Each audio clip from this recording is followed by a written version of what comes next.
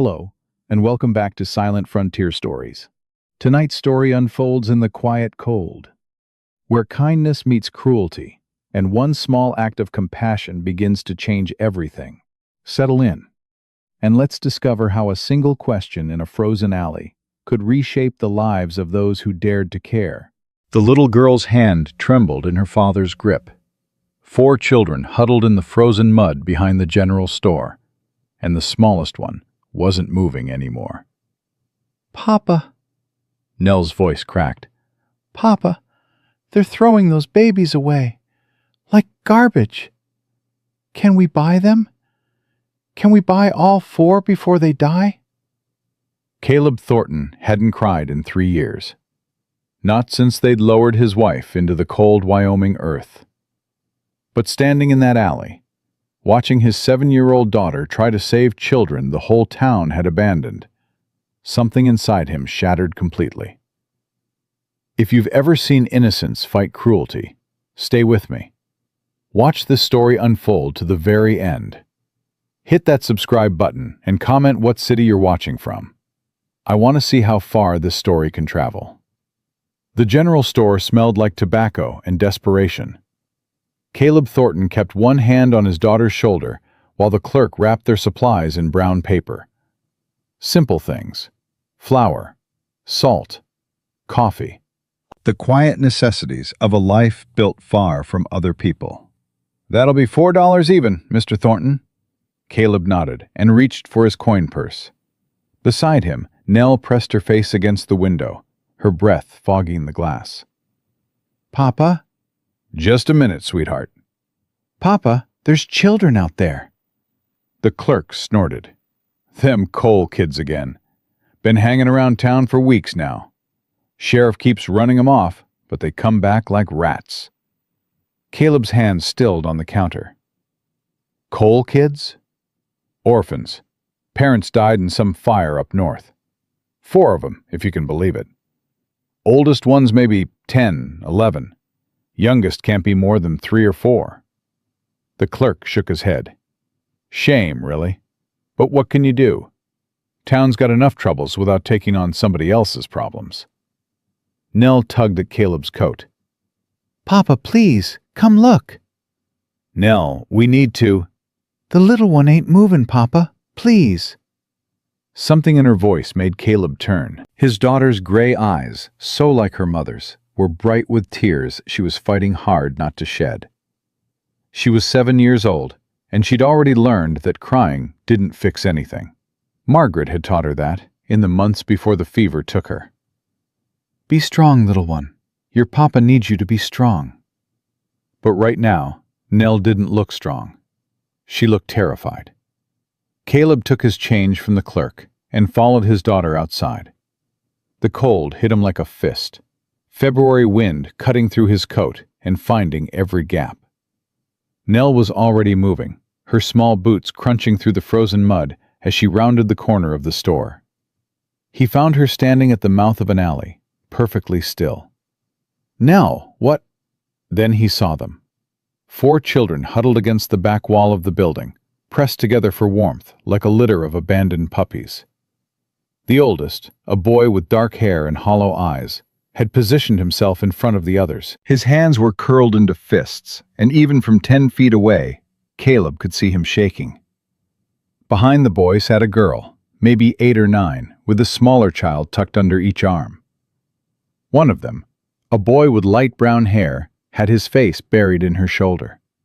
He wasn't making any sound at all. The 4th child, the smallest, lay across the girl's lap.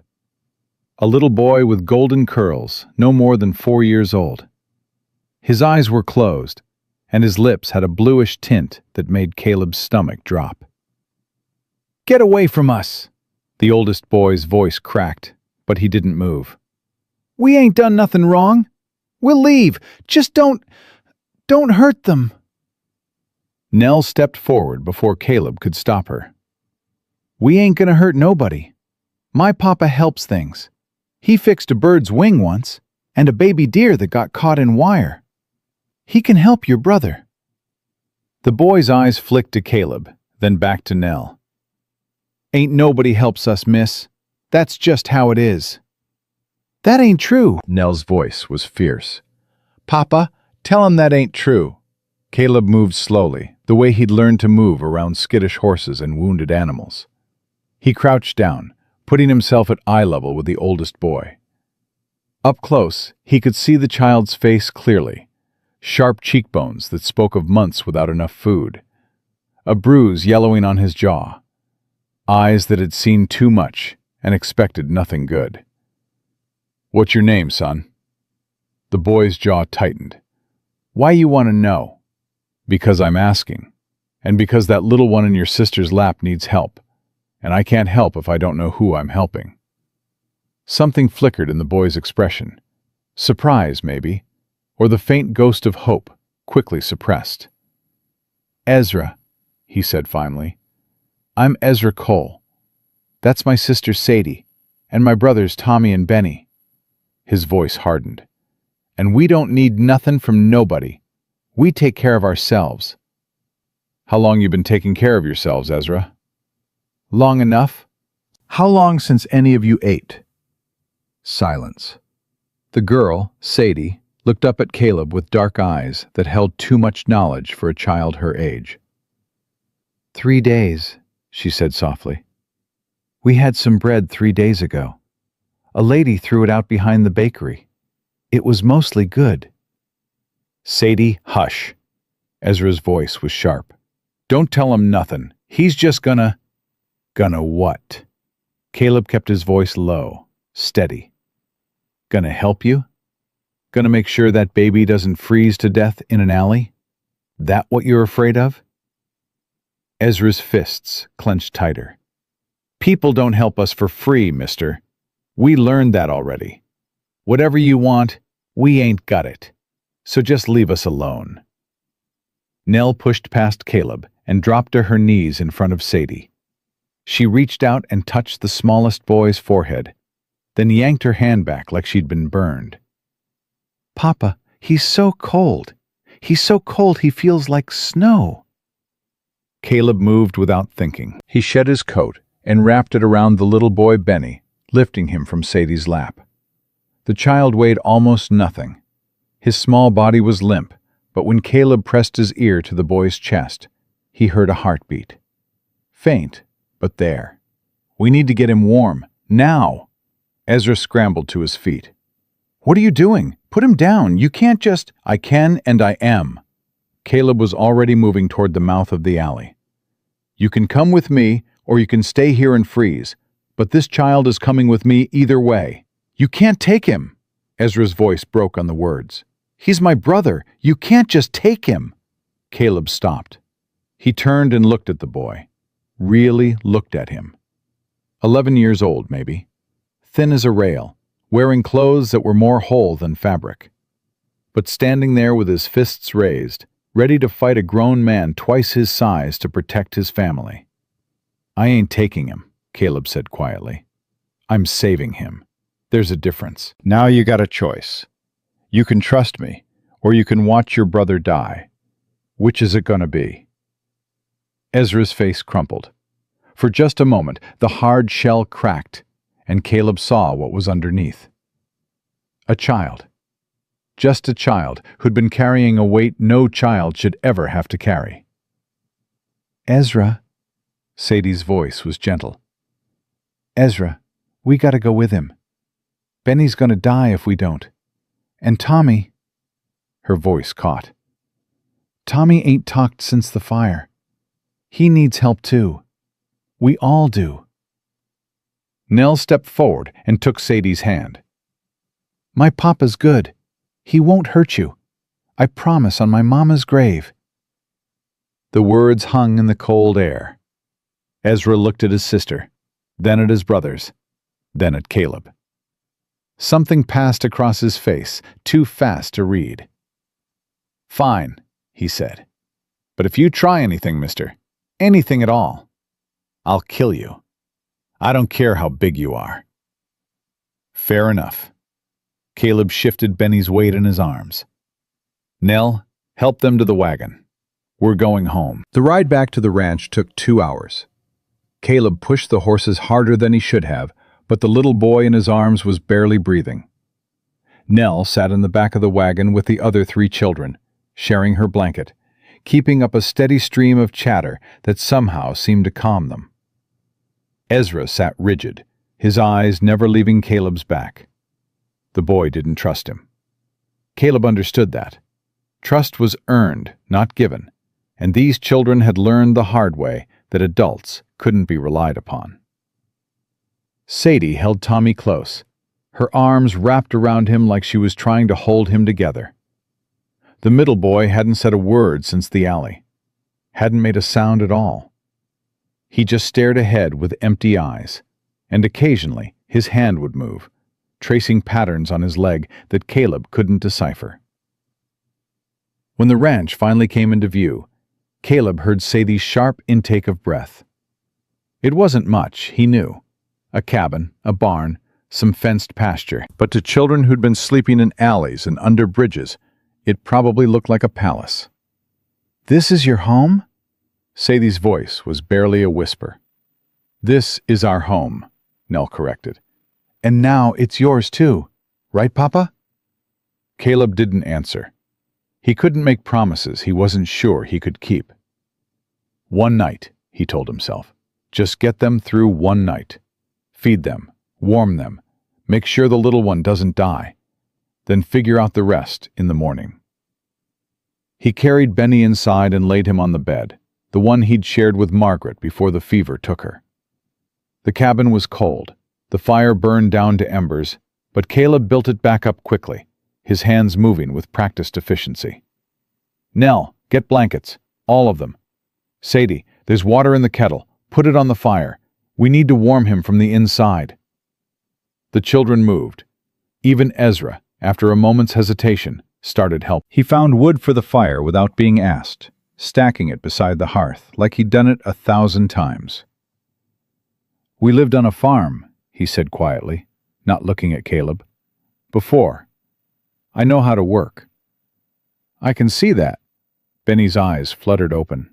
He looked up at Caleb with confusion, then fear, then something that might have been wonder. "Who are you?" His voice was thin as paper. "My name's Caleb. You're safe now. You're going to be okay." "Where's Ezra? Where's Sadie?" "Right here, Benny." Sadie appeared at the bedside, her face wet with tears she'd finally stopped fighting. "We're all right here. We ain't going nowhere." The little boy's hand found hers and held on tight. "I was dreaming," he said. "I was dreaming about Mama.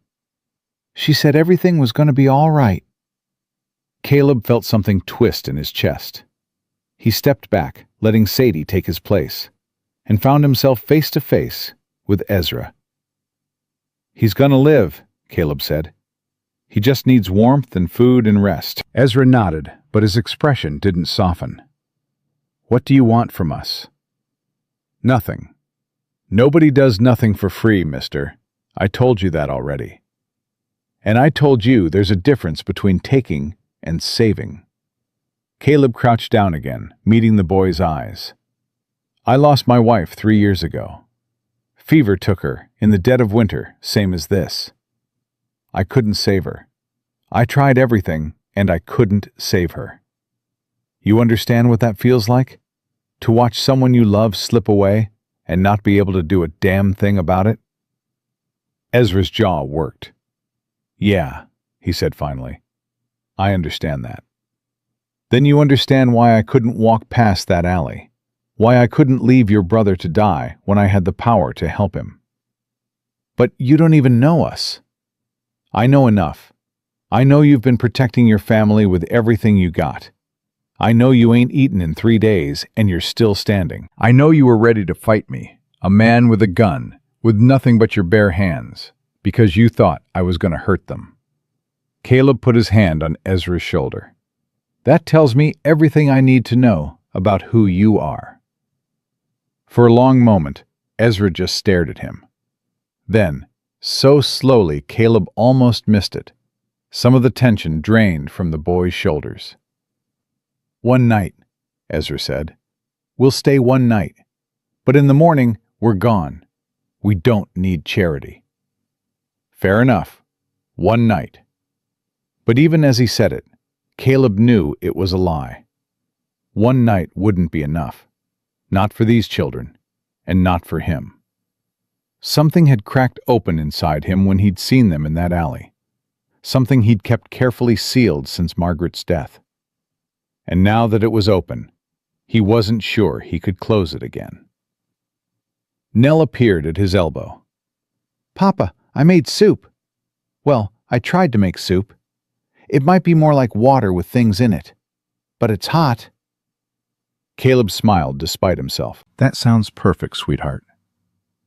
They ate together, all 6 of them crowded around the small table. The Cole children devoured their food like they'd never seen a meal before. And maybe they hadn't. Not a real one, anyway. Caleb watched them eat and felt something shift in his chest. Benny, wrapped in blankets by the fire, managed a few spoonfuls before falling asleep again. His color was better now, the blue fading from his lips. He'd live. Children were resilient that way. They could survive things that would kill a grown man. Tommy still hadn't spoken. He ate mechanically, his eyes fixed on something nobody else could see. Occasionally his hand would move, tracing those same patterns on the table, and Sadie would touch his arm gently, bringing him back. "He ain't talked since the fire," Sadie said quietly, catching Caleb's eye. "Not one word. He used to talk all the time, used to sing even. But since that night, it's like his voice just went away." "What happened?" Nell asked. "What fire?" Sadie and Ezra exchanged a look. Something passed between them, a silent communication born of shared trauma. "Our farm," Ezra said finally. "Somebody burned it. While we were sleeping. Papa got us out, but he went back for Mama and—" He stopped. His hands, resting on the table, curled into fists. "They didn't come back out." "Who burned it?" Caleb asked. "Don't know. Maybe an accident. Maybe—" Ezra's voice hardened. "There was men came around before, wanting to buy our land. Papa said no. Said that land was ours, been in the family for generations, and he wasn't selling to no mining company for any price." "Mining company?" "Black Ridge Mining. They got a claim up north, wanted to expand. Our land was in the way." Ezra met Caleb's eyes. "Papa said no. 2 weeks later, our house was on fire." The words hung in the air like smoke. Caleb felt cold settle into his bones, a different kind of cold than the winter outside. He'd seen this before, in his years as a deputy marshal. Powerful men who wanted something and didn't care who got hurt in the taking. "You think they did it? The mining company?" "I don't think nothing. I know. But knowing don't matter when you're a kid with no proof and no money and no one who'll listen." Ezra's voice was bitter as winter wind. "Sheriff in Millbrook said it was probably an accident. Said we were lucky to be alive. Offered to send us to an orphanage in Cheyenne." His lip curled. "I know what happens to kids in them places. We ran instead." "You've been running since then?" 8 months. We went south first, then west. Figured maybe we could find work somewhere, save up enough money to start over." Ezra laughed, a harsh sound without humor. "Turns out nobody wants to hire children. Not for honest work, anyway." Sadie reached over and put her hand on her brother's arm. "Ez, don't." "Don't what? Tell the truth?" Ezra pulled away and stood up abruptly. "Mister, I appreciate you saving Benny. I do. But don't pretend you can fix what's broken here. Nobody can fix it. Our parents are dead, our home is gone, and the men who did it are still out there, still taking whatever they want from whoever they want. That's just how the world works." "Maybe," Caleb said quietly. Or maybe that's just how the world works when good people don't stand up and fight back. Ezra's eyes flashed. You gonna fight the mining company, mister? You gonna take on the men with money and power and guns?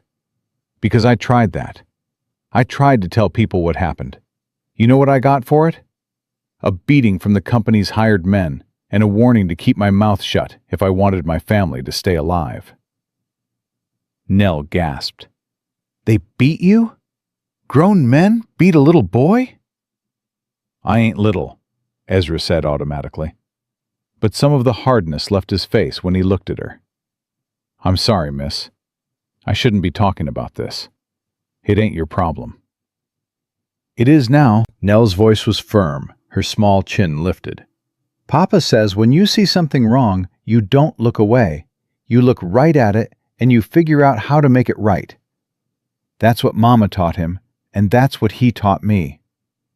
Caleb felt his throat tighten, Margaret's words coming out of their daughter's mouth. Some days he could almost believe she was still with them, living on through Nell's kindness and courage. Your daughter's got spirit, Ezra said grudgingly. She gets it from her mother. Silence fell over the cabin. Outside, the wind howled against the walls, but inside it was warm.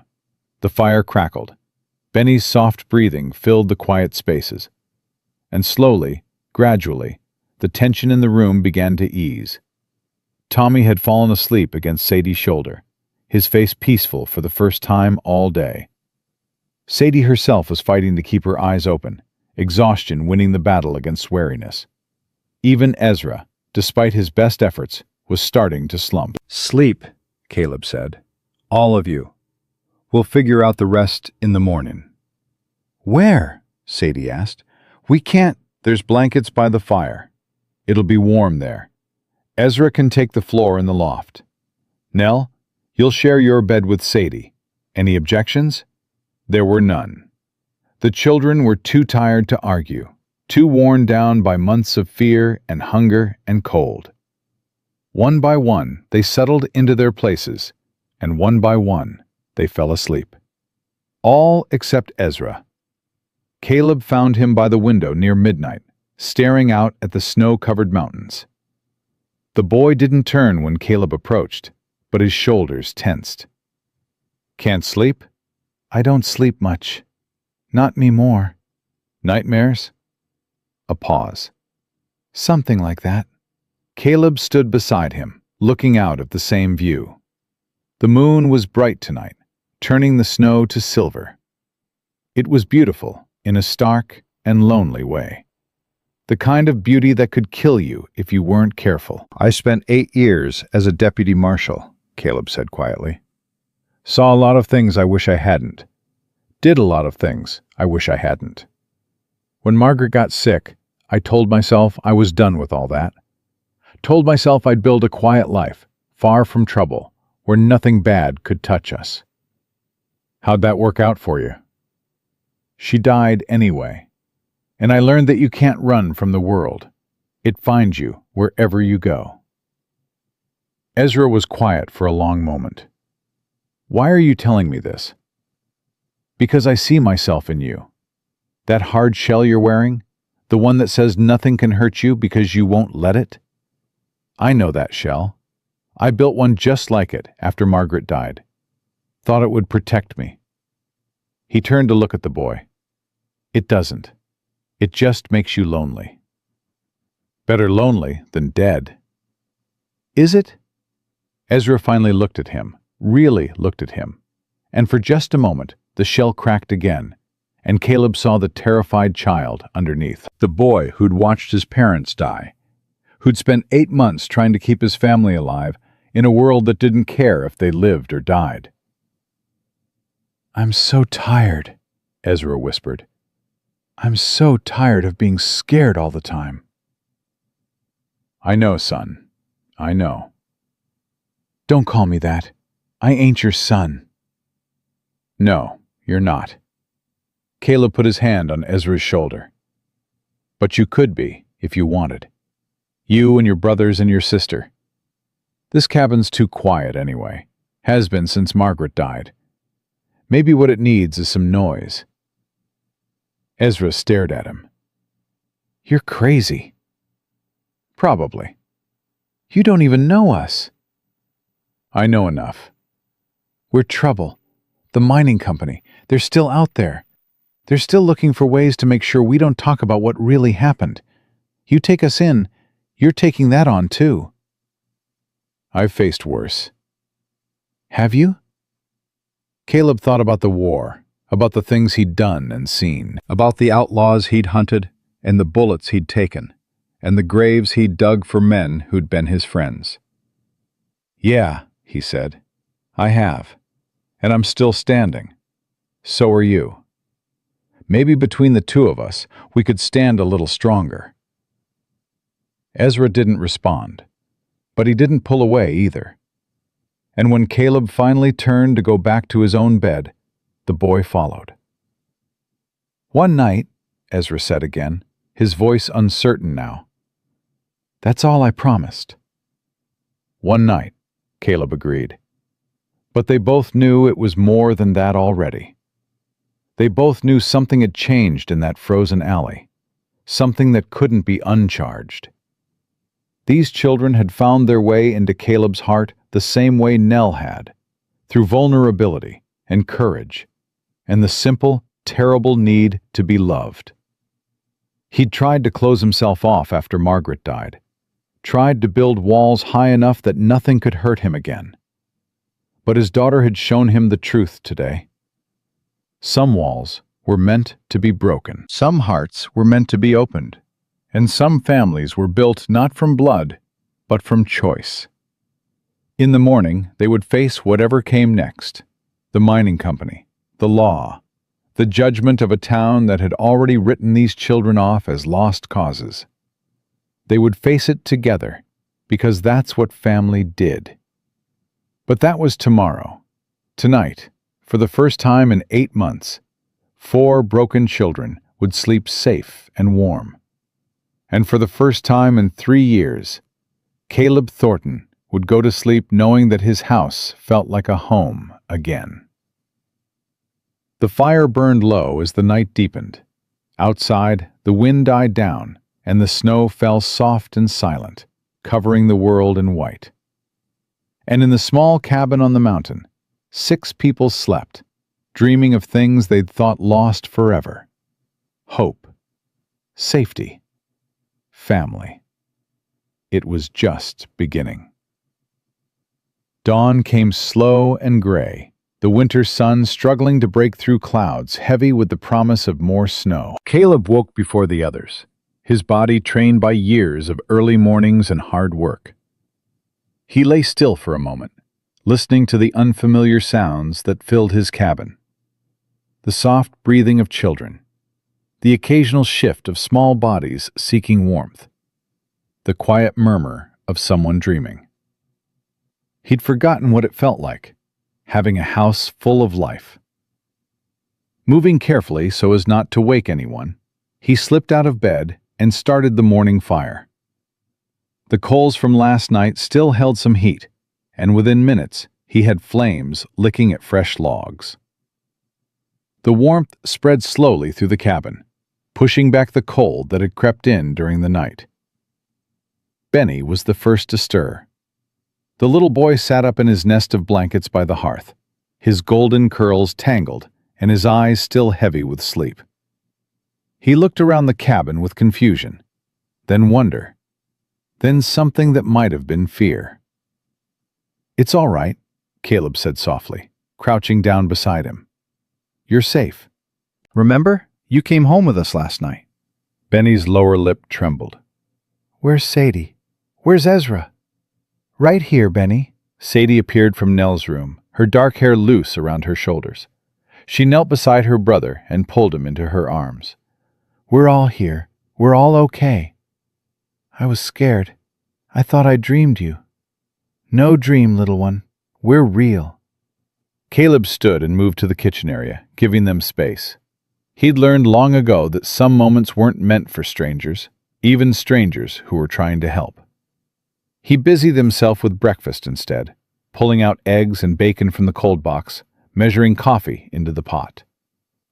Mel came padding out in her nightgown, rubbing sleep from her eyes. Papa, are they still here? They're still here. Her face lit up with a smile that reminded him so much of Margaret it hurt. Good. I was afraid they'd leave in the night. So was I, sweetheart. Ezra came down from the loft last, his movements careful and watchful. He stood at the base of the ladder for a long moment, taking in the scene. His siblings gathered by the fire, Caleb cooking breakfast, Nell chattering happily about something or other. Like a family, or something close to it. "Morning," Caleb said. Ezra nodded. "Morning. How'd you sleep?" "I didn't." Caleb didn't push. Some wounds needed time before they could be examined. He just gestured toward the table. "Sit. Food'll be ready soon." They ate together, all 6 of them crowded around the small table again. The Cole children were less desperate this morning, their movements slower, more careful. But they still ate like they weren't sure when their next meal would come. Old habits died hard. Tommy sat between Sadie and Ezra, his eyes fixed on his plate. His hand moved occasionally, tracing patterns on the wood of the table. Letters, Caleb realized. The boy was writing letters with his finger. "What's he spelling?" Caleb asked quietly. Sadie looked down at Tommy's hand. Her face crumpled. Home. He's spelling home. The word hung in the air like a prayer. This can be home, Mel said. If you want it to be. Right, Papa? Caleb opened his mouth to answer, but before he could speak, the sound of hoofbeats cut through the morning quiet. Multiple horses, moving fast up the trail toward the cabin. Ezra was on his feet instantly, his body tense as a coiled spring. "They found us." "Who found you?" "The company. Blackridge.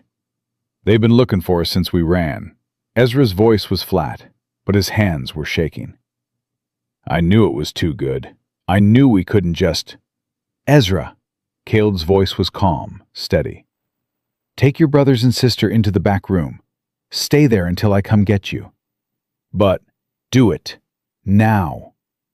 Something in this tone must have gotten through, because Ezra nodded and started herding his siblings toward the bedroom. Sadie scooped up Benny, who had started to cry. Tommy followed silently, his face blank. Mel grabbed Caleb's hand. "Papa, what's happening?" "I don't know yet, sweetheart, but I need you to go with them. Keep them calm. Can you do that for me?" "Yes, Papa." She ran after the others, and Caleb heard the bedroom door close behind her. He took a deep breath, then another.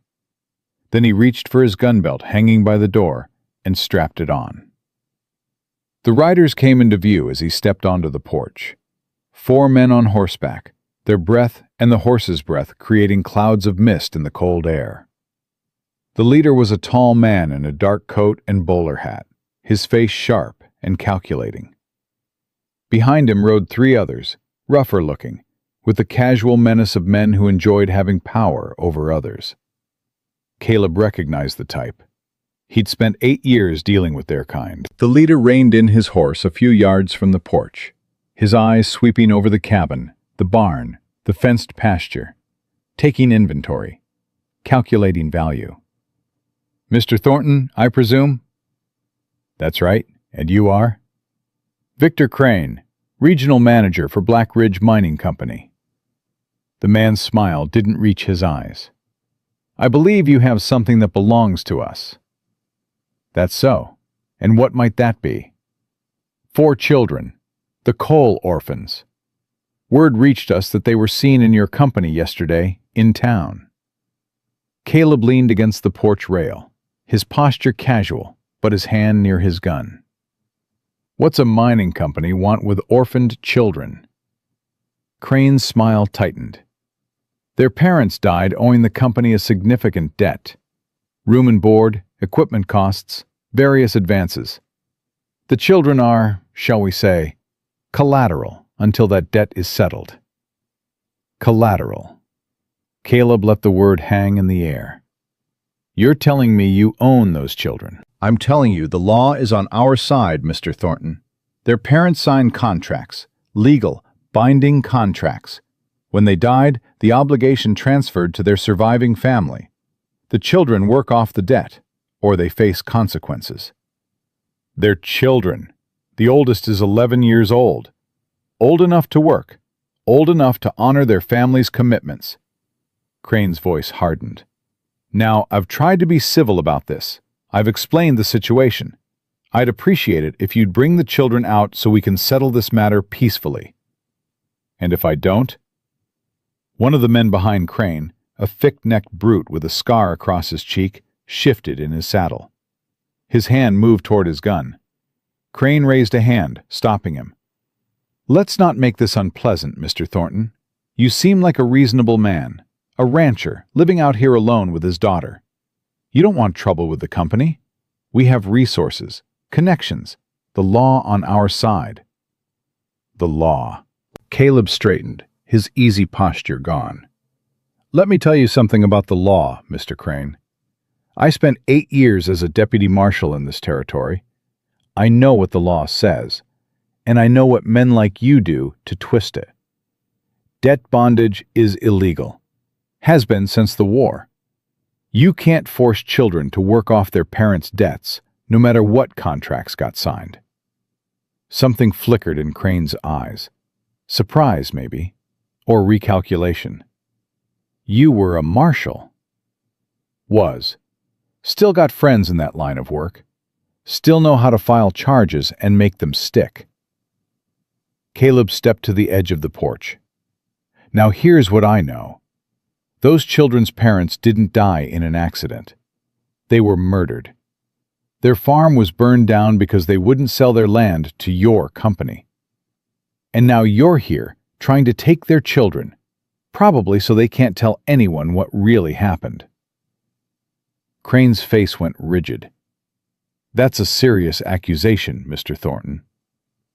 It's the truth. I've seen it before. Powerful men who want something and don't care who gets hurt in the taking. You thought those kids would disappear, didn't you? Figured they'd starve or freeze or get picked up by some orphanage where nobody would listen to their story. But they survived, and now they've got someone willing to fight for them. You don't want to make an enemy of Black Ridge Mining, Mr. Thornton. Maybe not, but I definitely don't want to hand over 4 children to be worked to death in your mines. So here's what's going to happen. You're going to turn your horses around and ride out of here. And you're going to tell whoever sent you that those children are under my protection now. Anyone who tries to take them will answer to me. Crane stared at him for a long moment. The man with the scar, the one Caleb had pegged as the muscle, looked ready to draw his gun. But Crane raised his hand again. This isn't over, Mr. Thornton. We'll be back with proper legal authority. A sheriff, perhaps, or a territorial marshal. And when we come, you'll hand those children over or face charges yourself. Then I'll see you when you come, but you won't find me any easier to deal with. Crane's smile was thin as a knife's edge. We'll see about that. He wheeled his horse around, and the 4 men rode back down the trail, disappearing into the trees. Caleb stood on the porch until the sound of hoofbeats faded completely. Only then did he let out the breath he'd been holding. The bedroom door creaked open behind him. Ezra's voice was barely a whisper. Are they gone? They're gone, for now. The boy stepped onto the porch, his face pale. You shouldn't have done that. You made them angry. They'll come back with more men, more guns. They'll... Ezra. Caleb turned to face him. What did your father look like? The question caught Ezra off guard. What? Your father. What did he look like? He was tall. Not as tall as you. Brown hair, like mine. He had a scar on his chin from a farming accident when he was young. Ezra's voice softened. He used to tell us about it. Said he learned to be more careful after that. What about your mother? She was beautiful. Long dark hair, brown eyes. She used to sing while she worked. Old songs from her grandmother. Tears welled in Ezra's eyes, but he blinked them back. Why are you asking me this? Because I want you to remember them. Remember who they were, not just how they died. They raised 4 children who survived 8 months on the street when anyone else would have given up. They taught you to protect your family, to fight for what's right. That's what you carry with you, Ezra. Not the fear, not the running. Them. Ezra was quiet for a long moment. Then, so softly Caleb almost missed it, he said, "Papa used to say that.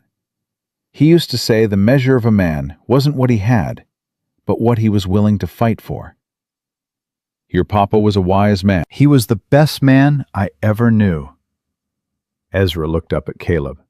Until maybe now. Caleb put his hand on the boy's shoulder. I ain't anywhere close to best, but I'm stubborn as hell, and I don't like bullies. That'll have to do for now. The next few days passed in a strange kind of peace. Caleb kept watch on the trail, alert for any sign of Crane's return.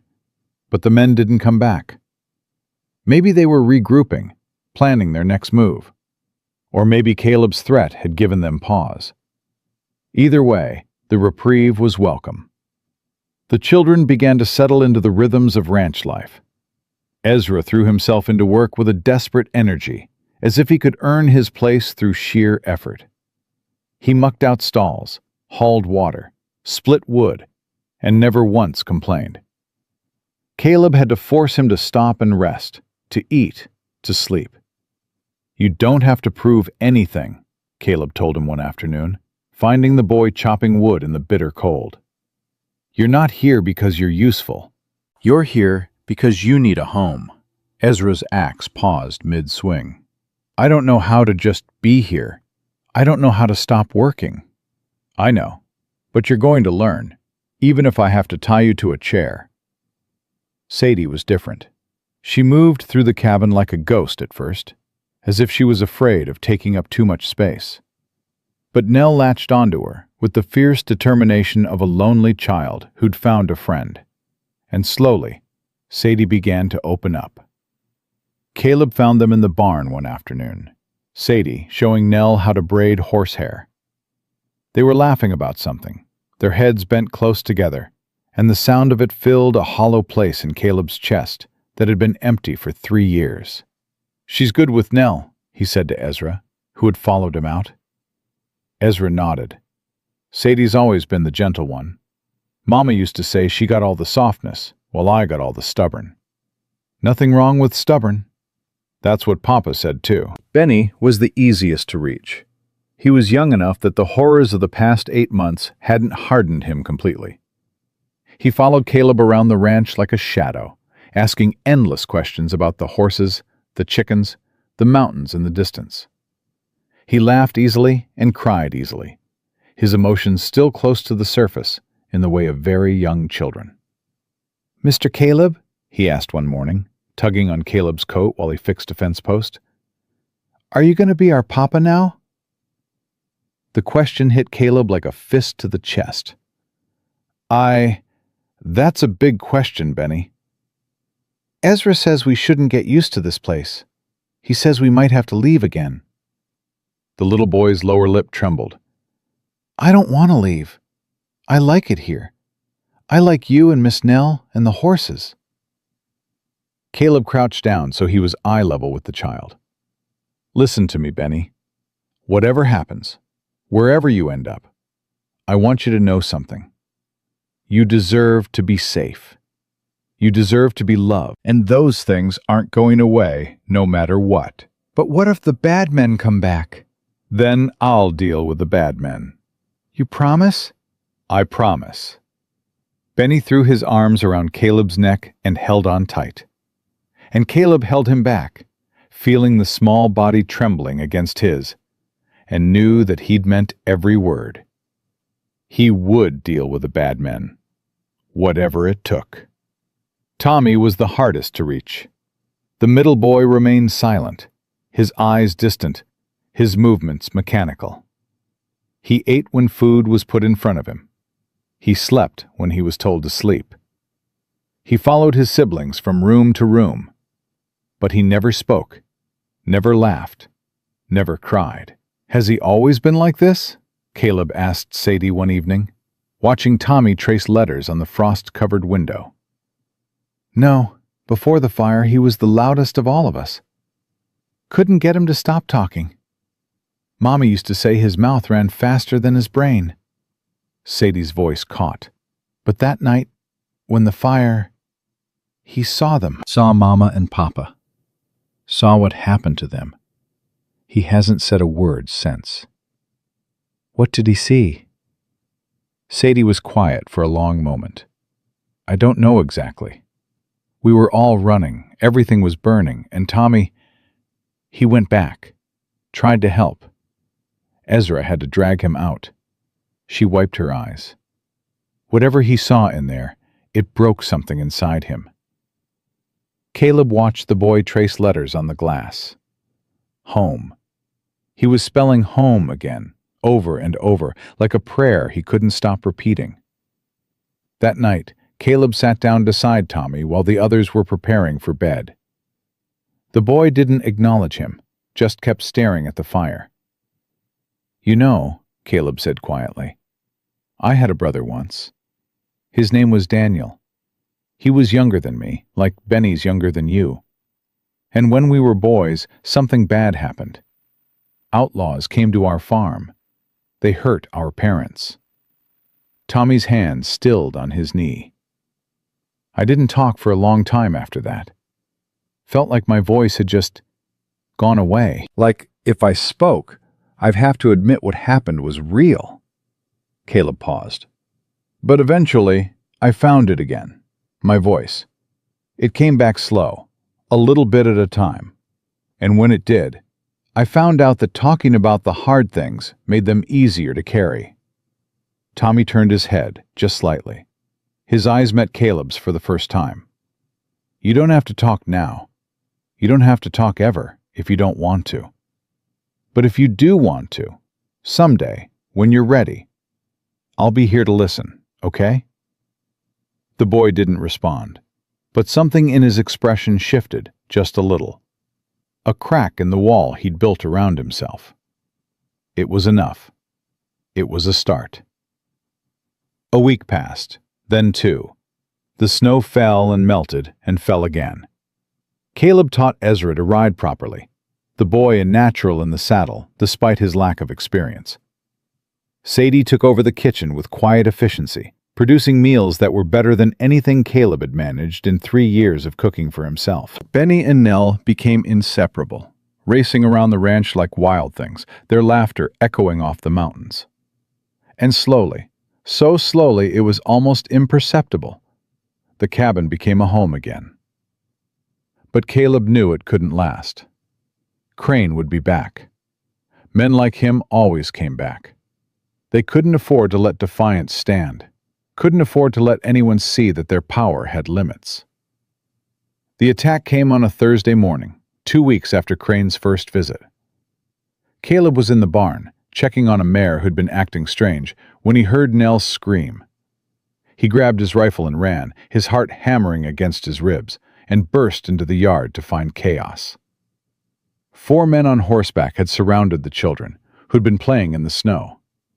Ezra stood in front of his siblings, his fists raised, just like he'd stood in that alley in town. But these men weren't deterred by a child's defiance. One of them, the thick-necked brute from Crane's first visit, leaned down from his saddle and grabbed Benny by the arm, hauling the screaming child up onto his horse. "Let him go!" Ezra launched himself at the man, but another rider kicked him hard, sending him sprawling in the snow. Caleb raised his rifle. "Drop the boy, now!" The men turned. The one holding Benny pressed a knife against the child's throat. "Easy, Mr. Thornton. We're just collecting what's owed. Mr. Crane sends his regards." "I said drop him." "And I said we're collecting what's owed." The man's smile was ugly. "Now you can shoot me if you want, But this knife might slip. Accidents happen, you know, just like they happen to these children's parents." Caleb's blood ran cold. "You admit it. You killed their parents." "I ain't admitting nothing. I'm just saying accidents happen. Houses catch fire. People get hurt." The man tightened his grip on Benny, who was crying now, his small body shaking with terror. "And unless you want more accidents to happen, you're going to put that rifle down and let us take what we came for." Caleb's finger tightened on the trigger. He could make the shot. He'd made harder shots in worse conditions. But the risk... "Papa!" Nell's voice cut through the chaos. She stepped forward, her small face set with determination. "Papa, put the gun down." "Nell, get back." "No, they'll hurt Benny. Put the gun down." She was right, and he knew it. Caleb lowered the rifle, his jaw clenched so tight his teeth ached. "Good decision." The man with the knife jerked his head at the others. "Grab the rest of them. We're taking all 4. "No!" Sadie screamed as rough hands grabbed her. Tommy struggled silently, his face blank with terror. Ezra fought like a wildcat, but he was just a child, and there were too many of them. Caleb watched, helpless, as the men bound the children's hands and loaded them onto horses. His rifle lay in the snow at his feet. His heart pounded with rage and despair. "This ain't over," he said. The man with the knife laughed. "Sure it is, Mr. Thornton. You had your chance to walk away clean. Now you're going to watch these kids disappear, and there ain't a damn thing you can do about it." "I'll find them. I'll bring them back." "You can try, but by the time you figure out where they are, they'll be deep in the mines, working off their family's debt. Nobody cares about orphans, Mr. Thornton. Nobody's coming to save them." The men rode out, taking the children with them. Ezra's voice carried back through the cold air. "Mr. Caleb, don't let them—" And then they were gone, swallowed by the trees, leaving only hoofprints in the snow. Nell threw herself at Caleb, sobbing. "Papa, they took them! They took them all!" Caleb held his daughter tight, staring at the trail where the men had disappeared. His hands were shaking. His whole body was shaking. "Papa, what are we going to do?" Caleb's jaw set. The helplessness was fading now, replaced by something colder, harder. The thing that had made him good at his job all those years ago. We're going to get them back. "How?" He picked up his rifle from the snow and checked the action. His movements were calm now, controlled. The rage was still there, but it was channeled, focused. First, we go to town. We tell the sheriff what happened. We tell everyone what happened. Then we find out where Black Ridge is taking them. And then we go get them. "But Papa, those men had guns. There were so many of them." "I know, sweetheart." Caleb looked down at his daughter, at the tears streaming down her face, at the fierce determination in her eyes. So like her mother. So brave, even when she was terrified. "But you know what else I know? Those children trusted us to protect them. They trusted us to be their family. And family doesn't give up on each other. Not ever." He took Nell's hand and led her toward the barn where the horses were waiting. "Come on, we've got work to do." The sun was climbing higher now, burning off the morning clouds. Somewhere out there, 4 children were being taken back into hell. But they weren't alone anymore. They had someone fighting for them. And Caleb Thornton wasn't going to stop until he brought them home. The ride to town took less than an hour. Caleb pushed the horses hard, Nell clinging to his back, her small arms wrapped tight around his waist. Neither of them spoke. There was nothing to say that action couldn't say better. Sheriff Tom Hadley was standing outside his office when they rode in, talking to a group of men Caleb didn't recognize. He looked up as Caleb dismounted, and something in Caleb's face must have shown, because his expression shifted immediately from casual to alert. "Thornton, what happened?" "Black Ridge took them. 4 children I had under my protection. They came to my ranch this morning, held a knife to the youngest one's throat, and rode off with all of them. Hadley's jaw tightened. You sure it was Black Ridge? The man who did it mentioned Crane by name, said he was collecting what was owed. Caleb's voice was steady, but his hands were shaking. Those children's parents were murdered, Tom. The fire that killed them wasn't an accident. It was arson, meant to clear them off land the company wanted.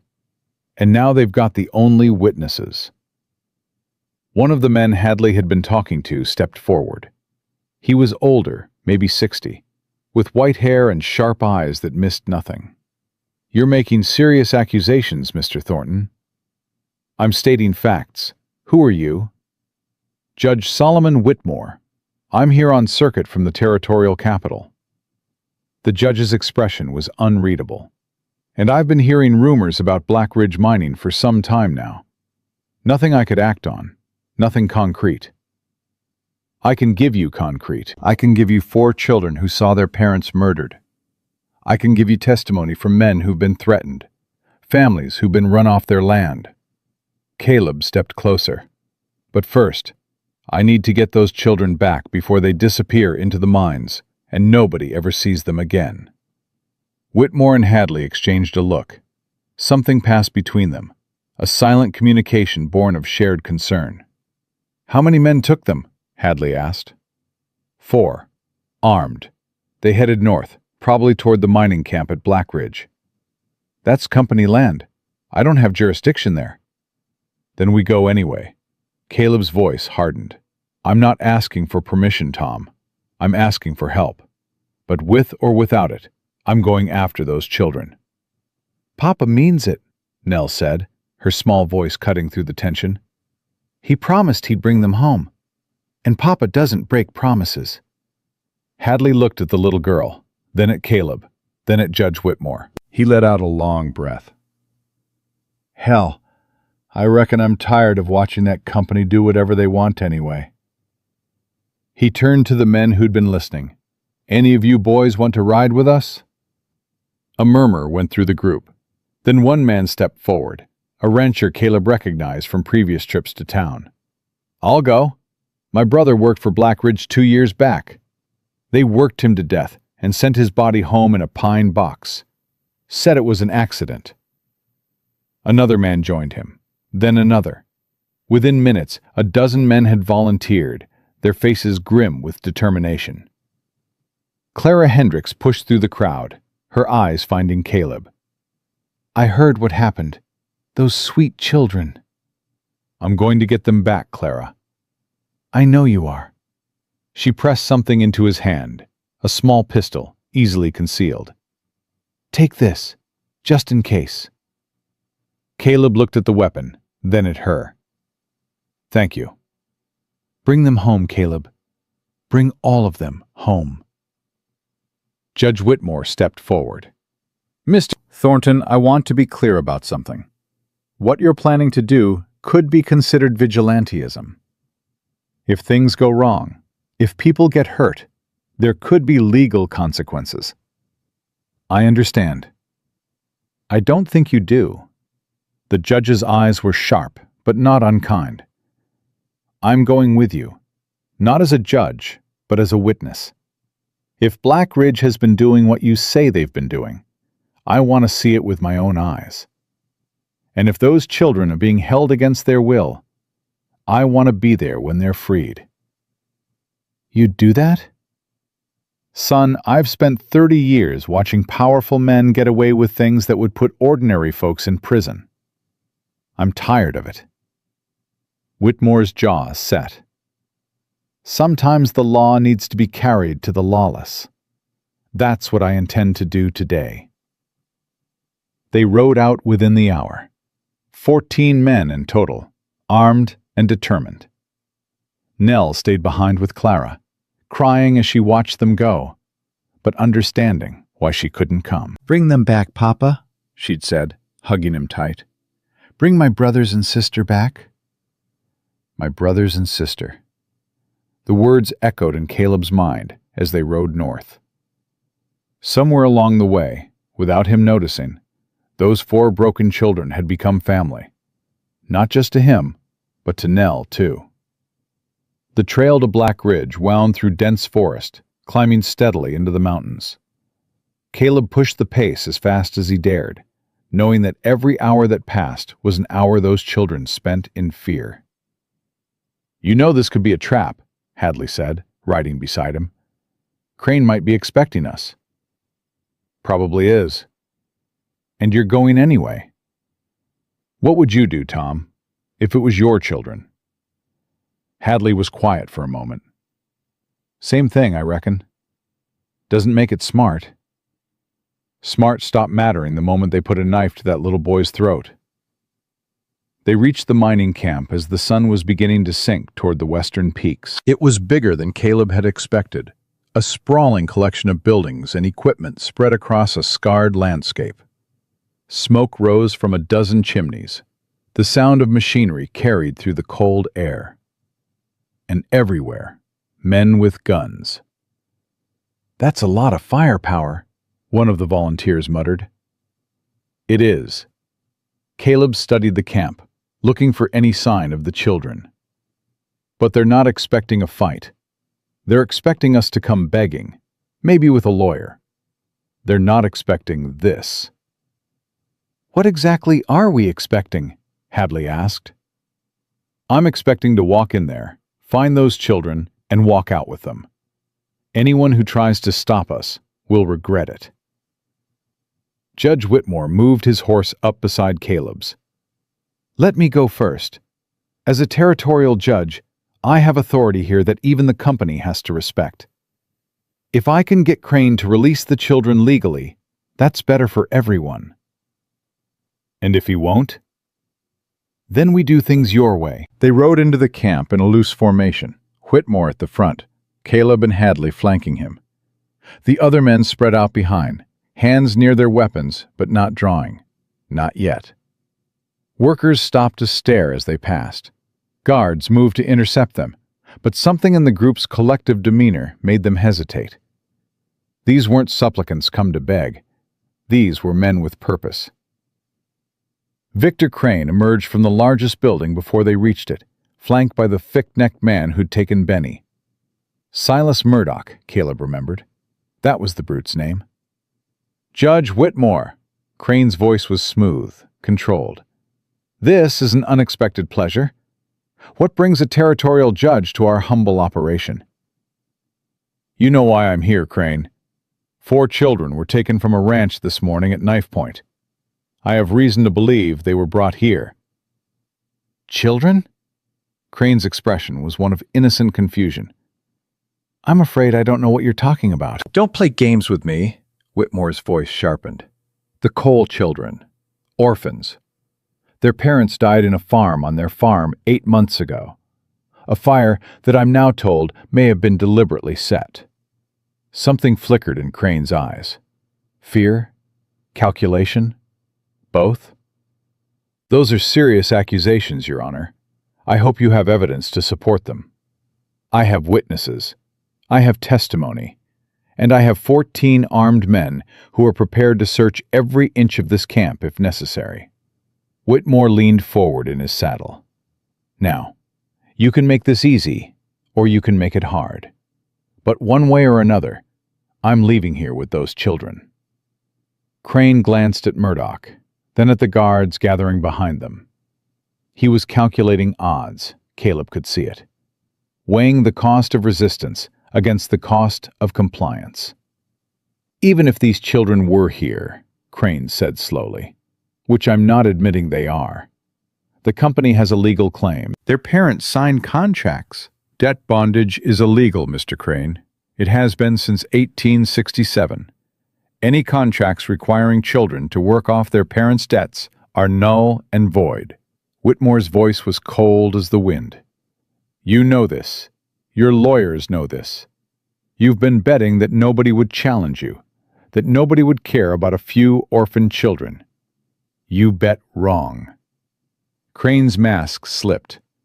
Anger flashed across his face, quickly controlled, but not quickly enough. "You're making a mistake, Judge. Black Ridge Mining has powerful friends. Investors in Boston, politicians in Washington. You don't want to— I don't want to what?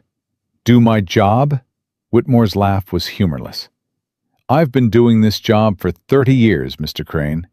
I've faced down outlaws, corrupt politicians, and men who thought their money put them above the law. You don't frighten me. Then maybe this will.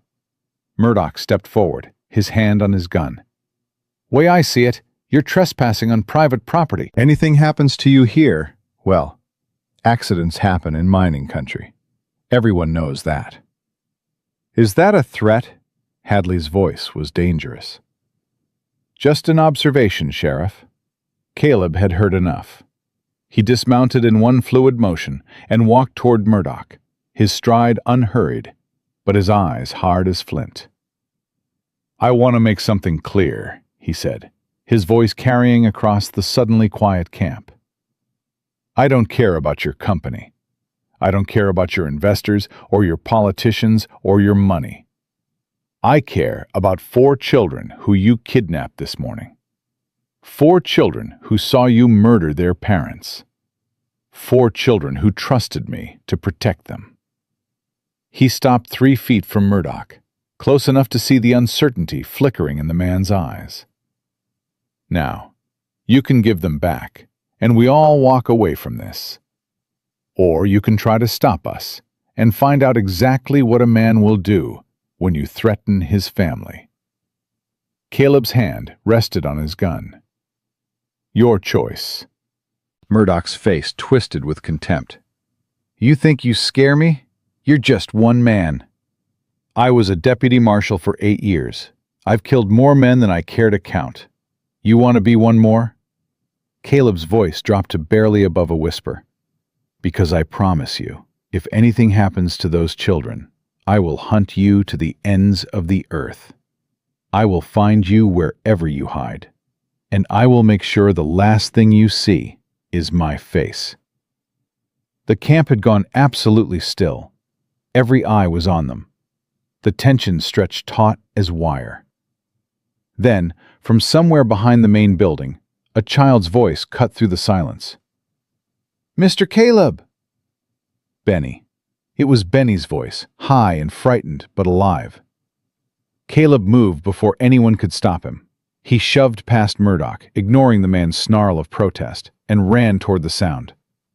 Behind him, he heard shouting, the thunder of footsteps, but he didn't stop. He found them in a storage shed behind the main building. All 4 of them, hands bound, huddled together in the corner. Ezra's face was bloody, his lips split. Sadie was crying silently, her arms wrapped around Tommy and Benny. Tommy's eyes were blank, empty, retreated somewhere deep inside himself. I'm here, Caleb said, dropping to his knees beside them. I'm here. It's okay. You're safe now. I knew you'd come. Benny's voice was thick with tears. I told Ezra. I told him you'd come. Course I came.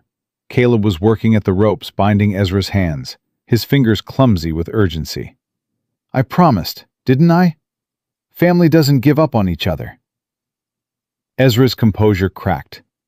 Tears spilled down his cheeks, mixing with the blood from his split lip. They said nobody would come. They said we were nothing. They said— They were wrong. Caleb got the ropes free and pulled the boy into a fierce embrace. They were wrong about everything. The sound of boots made him turn. Hadley and several of the volunteers had followed him, guns drawn, forming a protective barrier at the shed's entrance. Beyond them, Caleb could see Crane arguing with Judge Whitmore, his face red with fury. Get them out of here, Caleb said to Hadley. Get them to safety. I'll deal with Crane. Caleb. Please, Tom. Just get them safe. Hadley nodded. He and the others moved in, helping the children to their feet, surrounding them protectively as they made their way toward the horses. Sadie was carrying Benny, who had wrapped his arms around her neck and refused to let go. Ezra walked with his head high, despite his injuries. Tommy moved like a sleepwalker, his hand in Sadie's. Caleb watched them go, making sure they reached safety before he turned back to face Crane and Murdoch. "This isn't over," Crane was saying to Whitmore. "I'll have your position for this. I'll see you disbarred, ruined." You can try. Whitmore's voice was calm. "But I don't think you're in a position to threaten anyone right now. Those children will testify to what they saw. Combined with the evidence I've been gathering for months, I have more than enough to bring charges against you and your entire operation." "Evidence? What evidence?" "Letters, contracts, testimony from workers you've abused, families you've threatened, communities you've destroyed." Whitmore smiled thinly. "Did you think nobody was watching, Mr. Crane? Did you think you could do whatever you wanted forever?" Crane's face went pale. For the first time, Caleb saw real fear in his eyes. "I want names," Whitmore continued. "Names of everyone involved in the coal fire.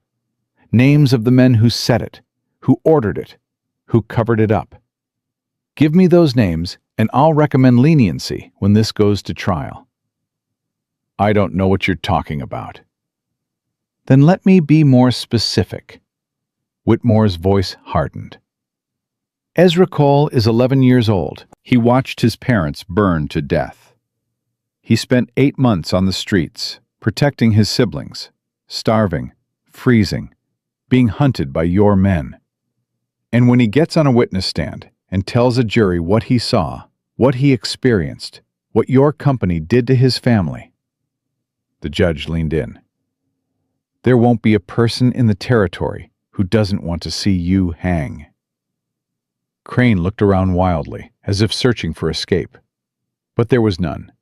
His guards had backed away, unwilling to draw on a judge and a sheriff and a dozen armed men. Murdoch was standing rigid, his hand still on his gun, but his eyes uncertain. "It was Murdoch," Crane said suddenly. "What?" Murdoch's head whipped around. "He set the fire. He and 2 of his men. I told him to make the Coles an offer. I didn't tell him to kill them." "You lying son of a—" Murdoch reached for his gun. Caleb drew faster. The shot echoed across the camp, and Murdoch staggered, clutching his shoulder, his weapon falling from suddenly nerveless fingers. "That was for Ezra," Caleb said, his voice cold. "The next one's for his parents." "Wait." Murdoch's face was twisted with pain and fear. "Wait. I can tell you everything. Everything you want to know. Just don't—" "Start talking." The story came out in pieces, broken by pain and desperation. How the mining company had wanted the coal farm for its mineral rights. How James Cole had refused to sell. How Crane had ordered Murdoch to persuade the family. How that persuasion had escalated to arson, to murder, to hunting the surviving children across half the territory. Judge Whitmore listened to all of it, his face growing grimmer with every word. When Murdoch finally fell silent, the judge turned to Hadley. "Sheriff, I want both of these men in custody. Charges of murder, kidnapping, assault, conspiracy, and whatever else I can think of between here and the jail." Hadley nodded. "With pleasure, Your Honor." As Crane and Murdoch were led away in chains, Caleb felt something ease in his chest. Justice. It wasn't perfect, and it wouldn't bring back the children's parents. But it was something. It was a start. He walked back to where the children were waiting, surrounded by the men who'd ridden with him. Ezra was the first to see him coming. The boy broke away from the group and ran, throwing himself into Caleb's arms with a force that nearly knocked him over. "You did it," Ezra said, his voice muffled against Caleb's chest. "You actually did it." "We did it. Together." "Is it over? Is it really over?"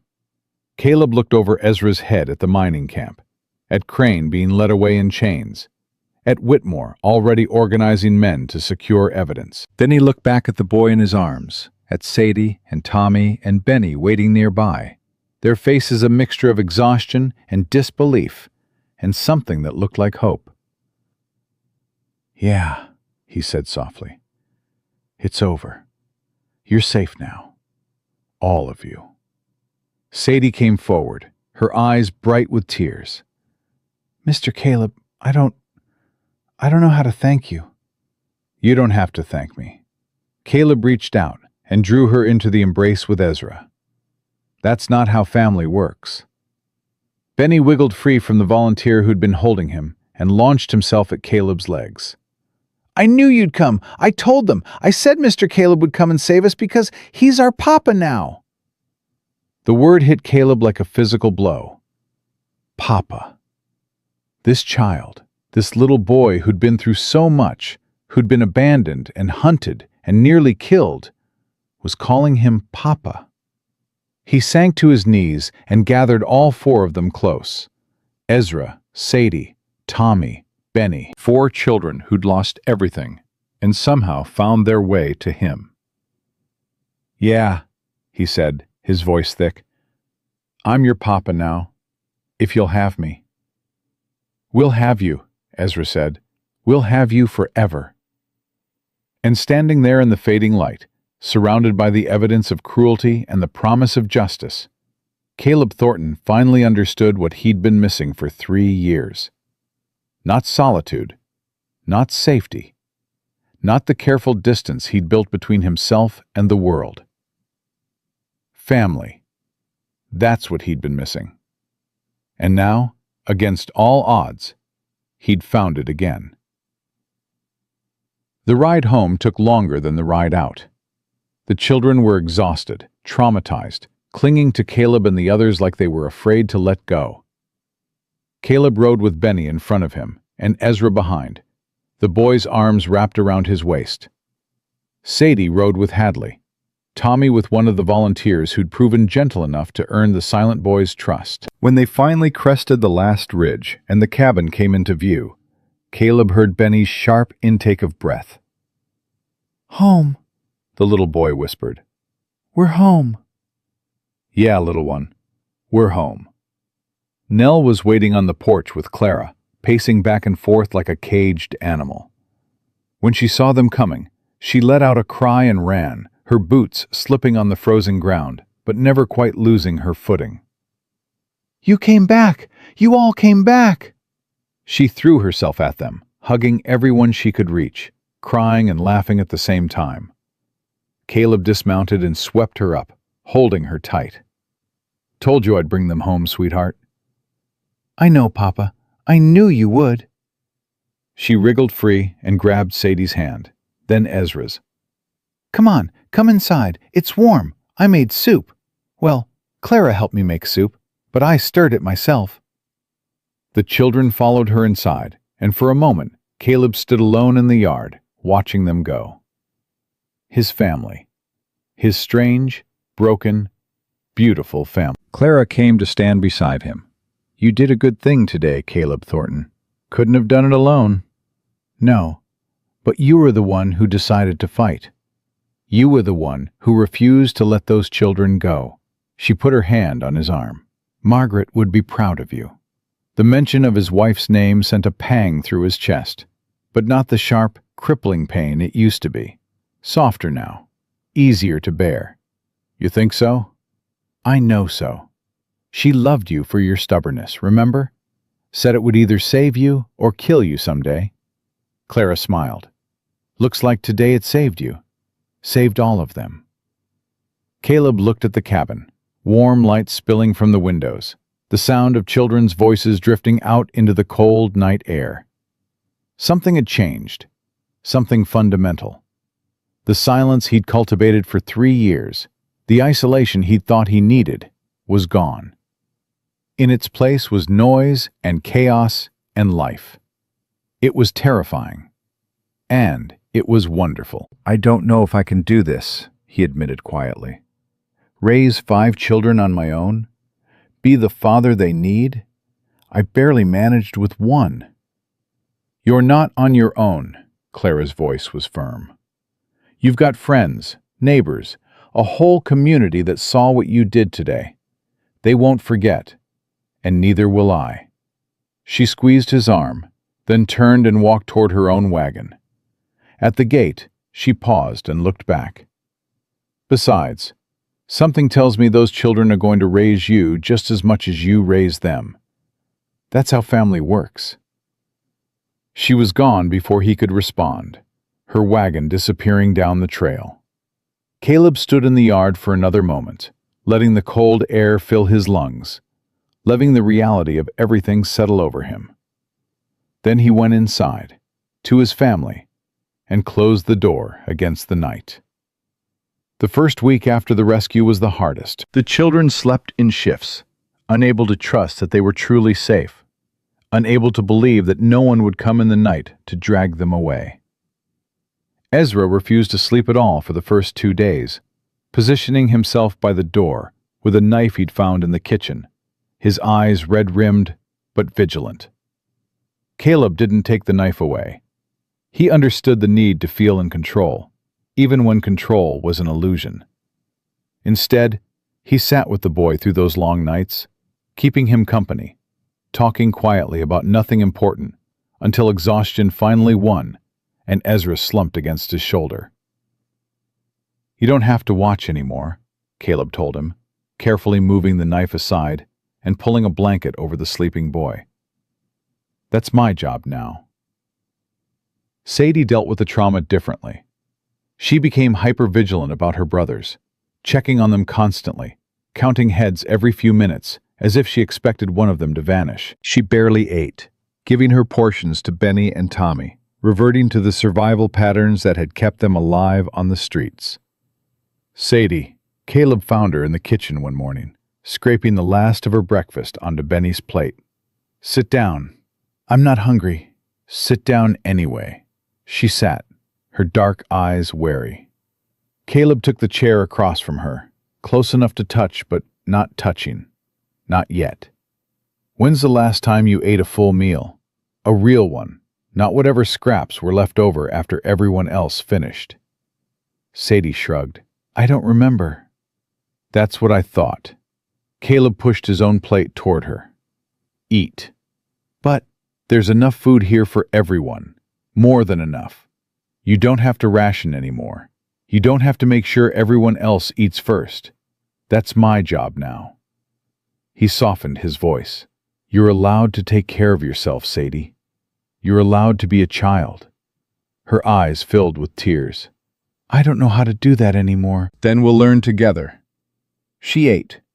Not much at first, but more than she had been. And slowly, over the following days, she began to relax, to trust that the food wouldn't run out, that no one was going to take it away. Tommy remained the most difficult to reach. The middle boy hadn't spoken since the fire, and the trauma of the kidnapping had only driven him deeper into silence. He moved through the cabin like a ghost, present, but not present, his eyes seeing things no one else could see.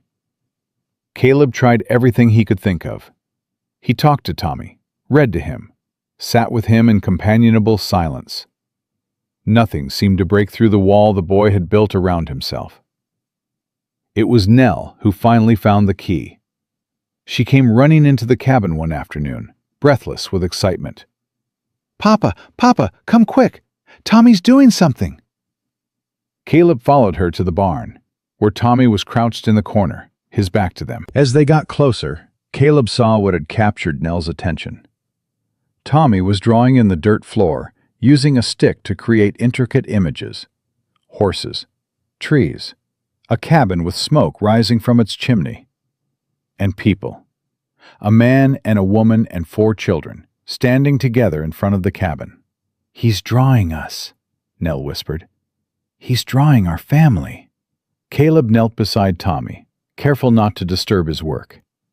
The boy didn't look up, but his hand paused on the stick. "That's beautiful, Tommy. You've got real talent." No response. But the hand started moving again, adding details. A dog they didn't have. Flowers that wouldn't bloom for months. A sun with rays spreading out in all directions. "You know what I think?" Caleb said quietly. "I think you've got a lot of words inside you. A lot of pictures. And maybe the pictures are easier right now. Maybe they'll always be easier. But either way, I want you to know that I see them. I see what you're trying to say. Tommy's hands stilled. For a long moment, nothing happened. Then, slowly, the boy turned his head and looked at Caleb. Really looked at him for the first time since the rescue. His lips moved. No sound came out, but Caleb could read the word. Papa. Yeah, son. Caleb's voice was thick. I'm here. The legal proceedings began a week later. Judge Whitmore had returned to the territorial capital, but he'd left instructions with Sheriff Hadley about the next steps. Crane and Murdoch were in custody, awaiting trial on charges of murder, kidnapping, and conspiracy. The mining company's operations had been suspended, pending investigation, and the Cole children needed a legal guardian. You'll have to file papers, Hadley told Caleb when he came to town. Formal adoption requires court approval, witnesses, the whole business. But given the circumstances, I don't think anyone's going to object. How long will it take? Few weeks, maybe. Judge Whitmore wants to handle it personally when he comes back through on circuit. Says he owes you that much. Caleb nodded, trying to ignore the knot of anxiety in his stomach. A few weeks. A few weeks of uncertainty, of not knowing if some distant relative might appear to claim the children, of not being able to promise them permanence. What if someone challenges it? He asked. What if the company has connections, lawyers who could... Caleb. Hadley put his hand on the younger man's shoulder. Crane is finished. His investors have abandoned him. His political friends have suddenly developed amnesia about ever knowing him. The only people who might challenge your adoption are the children's blood relatives, and from what Ezra told us, there aren't any. You're sure? I'm sure. Those kids are yours, Caleb. It's just a matter of making it official. The words should have been reassuring, but the anxiety remained. Caleb had lost too much to trust in happy endings. The days that followed were filled with small moments of healing. Benny started laughing again, his infectious giggle ringing through the cabin at all hours. Sadie began helping with meals, not out of survival instinct, but because she genuinely enjoyed cooking. Ezra slowly stopped positioning himself by the door at night, though he still slept with one eye open. And Tommy kept drawing. He drew everywhere, on everything. Scraps of paper, the margins of books, the frost on the windows. His images grew more complex, more detailed. Family scenes mostly. Breakfast around the table, Ezra learning to rope, Sadie teaching Nell to braid hair, Caleb reading by the fire. But sometimes he drew other things. A house in flames, figures running through smoke, two people who never escaped. Caleb found one of those drawings tucked under Tommy's pillow during one of his midnight checks on the children. He sat on the edge of the bed, studying the image by moonlight. The detail was remarkable for a 6-year-old. The terror was palpable. You saw everything, didn't you? Caleb whispered. You saw what happened to your mama and papa. Tommy's eyes opened. He'd been awake the whole time. He looked at Caleb, then at the drawing in his hands, then back at Caleb. It's okay to remember them, Caleb said softly. It's okay to be sad. It's okay to be angry. Whatever you're feeling, it's okay. Tommy sat up slowly. His hand reached out and touched the drawing, tracing the outlines of the two figures who hadn't escaped. His mama, his papa, gone forever. Then he did something he hadn't done since the fire. He started to cry. Great, heaving sobs that shook his small body. Months of grief, of terror, of silence, all pouring out at once. Caleb gathered him up and held him tight, letting the boy cry himself empty. I got you, Caleb murmured. I got you. You're not alone. You're never going to be alone again.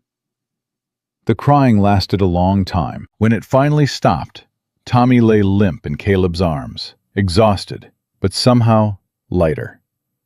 The terrible weight he'd been carrying had finally been shared. Papa. The word was barely audible, rusty from months of disuse, but unmistakably real. Tommy had spoken. "I'm here, son." I miss them. Mama and Papa. I miss them so much. "I know. I know you do." Caleb stroked the boy's hair. "And you'll always miss them. That's not going to go away. But missing them and loving us, those things can exist together.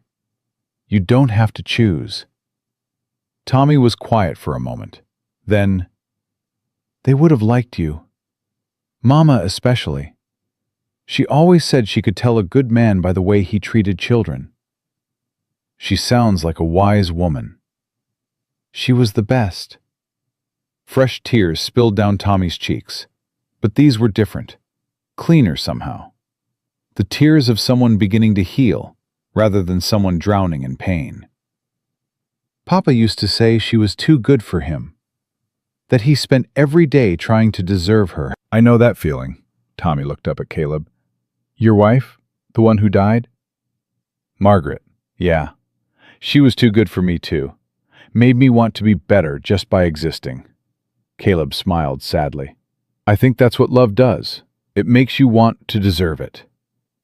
Do you still love her? Every day. Every single day.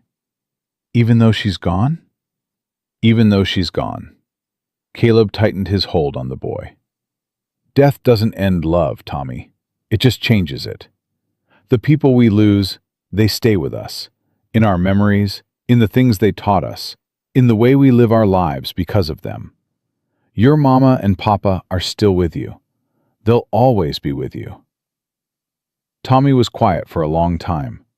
Then he said, very softly, I think they'd want me to be happy. I think they'd want me to have a family again. I think you're right. So maybe it's okay to let you be my papa. Not instead of my real papa, just also. Caleb's throat tightened. I'd be honored, Tommy. More than honored. Okay. Tommy settled deeper into Caleb's arms. Okay then. He fell asleep like that, held and safe. And Caleb sat there through the rest of the night, watching over him, feeling something that had been broken, slowly beginning to mend.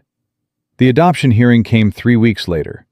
Judge Whitmore arrived in town on a Tuesday morning, and by Tuesday afternoon, Caleb and all 5 children were standing in the small courthouse. This is a formal proceeding, Whitmore said from behind his bench, his voice carrying the weight of law and tradition. But I want the children to understand that they're not on trial. No one is in trouble. We're here to make something official that's already true in every way that matters. He looked at each of them in turn. Ezra, standing straight despite his nervousness. Sadie, her hand clasped tight in Nell's. Tommy, present and alert in a way he hadn't been in months. Benny, bouncing on his toes with barely contained excitement. Ezra Cole, please step forward. Ezra walked to the front of the room, his jaw set with determination. Son, I need to ask you some questions, and I need you to answer honestly. Do you understand? Yes, sir. Do you wish to be adopted by Caleb Thornton, to become his legal son, with all the rights and responsibilities that entails? Yes, sir. Has anyone pressured you or forced you to make this decision? No, sir. It's what I want. What I've wanted since... Ezra's voice caught. Since he came into that alley and saw us. Since he looked at me like I was a person instead of a problem. And you understand that this is permanent, that once this adoption is finalized, Caleb Thornton will be your father in the eyes of the law. I understand. Ezra turned to look at Caleb, and his expression softened. I've never understood anything better in my life. Whitmore smiled. Very well. Sadie Cole, please step forward. The process repeated for each child. Sadie, her voice trembling but clear, speaking of safety and belonging. Tommy, speaking for the first time in public since the fire, his words halting but heartfelt. Benny, too young to fully understand the legal implications, but absolutely certain about what he wanted. I want Mr. Caleb to be my papa, he announced to the courtroom. He saved us from the bad men. He makes sure we have enough to eat. He reads us stories at night. He's the best papa in the whole world, and I want to keep him forever. Laughter rippled through the room. Even Whitmore smiled. I think that covers it, the judge said. Mr. Thornton, please approach the bench. Caleb walked forward, his heart pounding. This was it. The moment everything became real. Mr. Thornton, you've heard the children's testimony. You understand the responsibilities you're taking on. 4 children, each of them traumatized, each of them carrying wounds that will take years to heal. This won't be easy. I know, Your Honor. Do you still wish to proceed? Caleb looked back at the children, at Ezra, who'd become his right hand in all things, at Sadie, who'd started humming while she worked, old songs her mother used to sing, at Tommy, who'd finally found his voice again, at Benny, who'd never stopped believing that good things were possible, at Nell, his firstborn, his heart, who'd started all of this with a simple question in a frozen alley. These children saved my life, Caleb said quietly. I was dying before they came. Not physically, but in every other way that matters. I'd closed myself off from the world, convinced that caring about anything would only lead to more pain. They showed me I was wrong. He turned back to face the judge. So yes, Your Honor, I wish to proceed. Not because I'm doing them a favor, but because they've already given me more than I could ever repay. They gave me a reason to keep going. They gave me a family. Whitmore studied him for a long moment. Then he nodded. Very well. By the authority vested in me by the territory of Wyoming, I hereby declare that Ezra, Sadie, Thomas, and Benjamin Cole are legally adopted by Caleb Thornton. From this day forward, they shall be known as Ezra, Sadie, Thomas, and Benjamin Thornton, with all the rights, privileges, and protections that name entails. He brought down his gavel, and the sound echoed through the courtroom like a thunderclap. Congratulations, Mr. Thornton. You're officially a father of 5. The courtroom erupted. Clara was crying. Sheriff Hadley was grinning. The townsfolk who'd come to witness the proceeding were applauding. And Caleb's children, all 5 of them, were running toward him, crashing into him with a force that nearly knocked him off his feet. We're Thorntons now, Benny shouted. We're really Thorntons. We're family, Sadie breathed, tears streaming down her face. Really, truly family. Ezra didn't say anything. He just held on, his face buried in Caleb's shoulder, his body shaking with silent sobs. Caleb wrapped his arms around all of them, holding them as tight as he could. His children, his family, official, permanent, real. Let's go home, he said when he could finally speak. They walked out of the courthouse together, 5 children and their father, into a day that felt brighter than any Caleb could remember. People stopped them on the street to offer congratulations. Children waved from windows. Even the horses seemed to sense that something important had happened. The ride home took longer than usual because Benny insisted on telling everyone they passed that he had a new name and a new papa and a new family. By the time they reached the cabin, word had spread across half the territory. Papa, Nell tugged at Caleb's sleeve as they dismounted. I have something for them. For my brothers and sister. Can I give it to them now? What is it, sweetheart? She ran inside and came back a moment later, carrying something wrapped in cloth. She handed it to Ezra with ceremony. It was Mama's, she said. Her favorite. She used to wear it every day. I wanted you to have something of hers too, so you know you're really part of the family. Ezra unwrapped the cloth carefully. Inside was a simple silver locket, tarnished with age, but still beautiful. He opened it and found a tiny portrait inside. A woman with Mel's eyes and Nell's smile. Margaret, Caleb said softly, his throat tight. That's Margaret. She's pretty, Sadie whispered. She was beautiful. Caleb touched the locket gently. And she would have loved all of you. So much. She always wanted a big family. Used to talk about filling this cabin with children, with laughter, with life. We can do that, Benny said seriously. We're really good at laughter, aren't we, Tommy? Tommy smiled. Actually smiled. The first real smile since before the fire. Yeah, he said. We are. Nell took the locket from Ezra and fastened it around Sadie's neck. You should wear it, she said. You're the oldest sister. Mama would have wanted you to have it.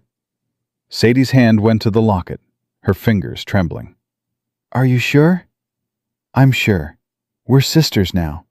What's mine is yours. Sadie hugged her fiercely. What's mine is yours too, even though I don't have much. You have enough, Nell said. You have us. That night, after dinner, after stories, after Benny had been carried to bed and Tommy had fallen asleep with his head on Ezra's shoulder, Caleb sat on the porch and watched the stars come out. The cabin behind him was full of noise. Sadie was cleaning up from dinner, humming one of her mother's songs. Nell was trying to teach Ezra to play cat's cradle with a piece of string. In the loft, Tommy was drawing by candlelight, pictures of the family he'd found, against all odds. This was what he'd been afraid of, Caleb realized. Not the danger, not the responsibility, not even the pain of potentially losing them. He'd been afraid of this, of loving again, of letting people in, of having something precious that could be taken away. But the fear didn't control him anymore. It was still there, probably always would be, but it was smaller now, outweighed by something stronger. Hope. That's what it was. Hope that tomorrow would be good. Hope that these children would heal. Hope that he could be the father they deserved. The door opened behind him, and Ezra stepped out onto the porch. Couldn't sleep? Caleb asked. Not yet. Too much thinking.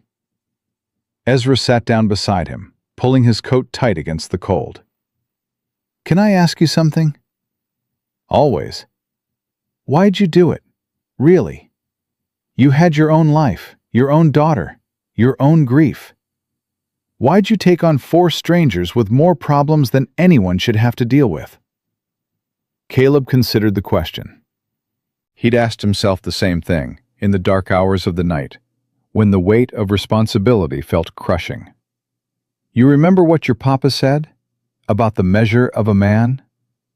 That it's not what he has, but what he's willing to fight for? That's right. Caleb looked at the boy beside him, this child who'd become a man too soon, who'd carried his family through hell, who'd never stopped fighting, even when fighting seemed hopeless. I spent 3 years hiding from the world, Ezra, telling myself I was protecting myself and Nell. But I wasn't protecting anything. I was just dying slow. He paused, choosing his words carefully. Then your sister asked me a question in that market. A simple question from a simple heart. And suddenly I saw myself through her eyes, through your eyes. I saw a man who had the power to help and was choosing not to. I didn't like what I saw. So you changed. I tried. I'm still trying. Caleb put his hand on Ezra's shoulder. But here's the thing I've learned. Changing, growing, becoming better.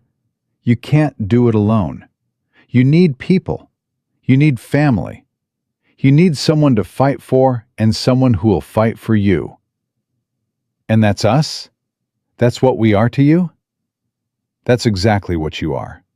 Caleb squeezed the boy's shoulder. You asked me why I took on 4 strangers with too many problems. Here's the truth. You weren't strangers, not really. You were lost, and I was lost, and somehow we found each other. That's not charity, Ezra. That's fate. Ezra was quiet for a long moment. When he spoke, his voice was thick. I was so angry, after Mama and Papa died. Angry at the world, at God, at everyone who walked past us without seeing. I promised myself I'd never trust anyone again, never let anyone close enough to hurt us. And now? Now I think maybe I was wrong.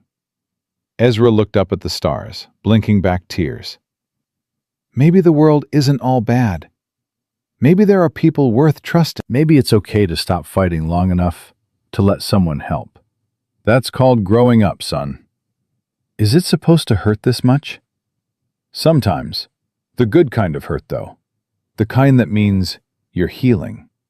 They sat together in comfortable silence, father and son, watching the night deepen around them. Inside the cabin, the noise had settled into quiet. Everyone finding their place. Everyone safe. Papa? Ezra's voice was small, younger than his years. Yeah, son? Thank you. For everything. For seeing us. For fighting for us. For not giving up, even when it would have been easier. You don't have to thank me, Ezra. That's not how family works. I know, but I wanted to say it anyway. Just once. Ezra stood up, stretching. I should get to bed. Big day tomorrow. What's tomorrow? First day of the rest of our lives, I reckon. The boy grinned, looking suddenly like the child he should have been all along. Figure we better get started right. He went inside, leaving Caleb alone with the stars and his thoughts. The rest of our lives. Caleb turned the phrase over in his mind, testing its weight. For 3 years, he'd thought his life was over, had convinced himself that survival was the best he could hope for. He'd been wrong. So wonderfully, terrifyingly wrong. Tomorrow would bring challenges. The next week, the next month, the next year. There would be setbacks and struggles and days when everything felt impossible. Raising 5 children on a mountain ranch wasn't going to be easy. But it was going to be good. He could feel it in his bones. This strange, broken, beautiful family he'd stumbled into. They were going to make it. Together. Caleb stood up, took one last look at the star-filled sky, and went inside to join his children. Spring came slow to the mountains that year, the snow retreating inch by stubborn inch, revealing brown earth and the first brave shoots of green. The children watched the transformation with wonder, especially Benny, who'd never seen anything but winter since they'd arrived. Papa, look! He came running into the cabin one morning, his hands cupped carefully around something small and fragile. I found flowers! Real flowers! Caleb set down his coffee and examined Benny's treasure. 3 tiny purple crocuses, their petals still damp with snowmelt. Those are the first ones of the season, he said. Your mama used to call them hope flowers. Said they proved that no matter how long the winter lasted, spring always came eventually. Can we plant them so they grow more? They're already planted, little one, right where you found them. But we can go back and visit them every day if you want. Benny's face lit up. Every day! He ran off to tell the others, and Caleb watched him go with a smile that still felt unfamiliar on his face. 6 months since he'd found 4 starving children in an alley. 6 months since his quiet, lonely life had been turned upside down, and somehow, against all odds, they'd made it through the winter. The children had changed in those months. Grown. Healed. Not completely, maybe not ever completely, but enough. Enough to laugh without looking over their shoulders. Enough to sleep through the night without screaming. Enough to believe that tomorrow would be better than yesterday. Ezra had shot up 3 inches and was starting to fill out, his frame no longer skeletal, but lean and strong. He'd taken to ranch work like he'd been born to it, rising before dawn to help with chores, asking questions about everything, absorbing knowledge like parched earth absorbing rain. "You're going to make a fine rancher someday," Caleb told him one afternoon, watching the boy repair a fence with quiet competence. Ezra looked up, something vulnerable flickering across his face. You think so? "I know so." You've got good instincts and a strong back, and a mind that doesn't quit. That's all you need. Papa had a farm, Ezra said quietly. Before, he was teaching me to run it. Said someday it would be mine. "And how does that feel, doing this kind of work again?" Ezra was silent for a moment, his hands still on the fence rail. It feels like coming home. Like part of me that was sleeping finally woke up. "That's the land in your blood. Can't escape it, even if you wanted to." I don't want to. Ezra met Caleb's eyes. I want to stay here forever.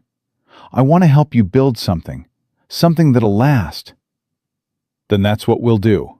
Together." Sadie had blossomed in different ways. The haunted look had faded from her eyes, replaced by something softer. She'd stopped rationing food, stopped counting heads every 5 minutes, stopped treating every day like it might be her last. She'd started singing again, old songs her mother had taught her, filling the cabin with music that made even the hardest days feel lighter. "You have a beautiful voice," Clara told her one afternoon when she'd come to visit. "Has anyone ever told you that?" Sadie blushed. "Mama used to say I sang like an angel. I didn't believe her." "You should have. She was right. I stopped singing after she died. Couldn't find the music anymore." Sadie's hands twisted in her lap. "But lately, it's been coming back, little by little. That's how healing works, sweetheart. Little by little. Until one day, you realize the weight you've been carrying isn't quite so heavy anymore." "Does it ever go away completely? The weight?" Clara considered the question. "No, not completely. But you get stronger, strong enough to carry it without it crushing you. And eventually, you find that some of the weight turns into something else, something lighter. Memories instead of grief, love instead of loss." Is that what happened to Mr. Caleb? With his wife? "That's exactly what happened, though it took him a while to figure it out." Clara smiled. He needed some help from a certain group of children who wouldn't take no for an answer. Sadie laughed, the sound bright and free. "We are pretty stubborn." "That's not a flaw, honey. That's a strength." Tommy's progress was slower, more halting, but undeniable. He still didn't speak much, preferring to communicate through drawings that grew more elaborate and expressive by the day. But when he did speak, his words carried weight. He chose them carefully, deliberately, like each one cost him something precious. "Papa." He found Caleb in the barn one evening, his small figure silhouetted in the doorway. "Can I show you something?" "Always, son." Tommy led him to the loft, where he'd created a kind of studio in one corner. Drawings covered every surface, tacked to the walls, spread across the floor, piled on makeshift tables. Horses and mountains and families. Sunrises and storms and stars. But the drawing Tommy wanted to show him was different. It was larger than the others, more detailed, clearly the product of weeks of work. It showed 2 scenes side by side. On the left, a house in flames, figures running, smoke and terror and loss. On the right, a cabin in the mountains. The same figures, older now, standing together in front of it, smiling, safe. "It's my story," Tommy said quietly. "The before and the after." Caleb studied the drawing, his throat tight. It's beautiful, Tommy. The most beautiful thing I've ever seen. I wanted to remember both parts, the bad and the good, because you can't have one without the other. That's very wise. Mama used to say that. She said life was like a quilt, made of dark patches and light patches. The dark ones make the light ones brighter. Tommy touched the drawing gently. I think I understand now what she meant. I think you do too. Papa? Tommy looked up at him, his eyes clearer than they'd been in months. Thank you for being our light patch, after all the dark. Caleb pulled the boy into his arms and held on tight. Thank you for letting me. Benny, the youngest, had perhaps changed the most visibly. The hollow-eyed waif from the alley was gone, replaced by a round-cheeked, energetic whirlwind who seemed to be everywhere at once. He'd appointed himself the official ranch greeter, welcoming every visitor with boundless enthusiasm. Hello, I'm Benny Thornton. That's my new name because my papa adopted me.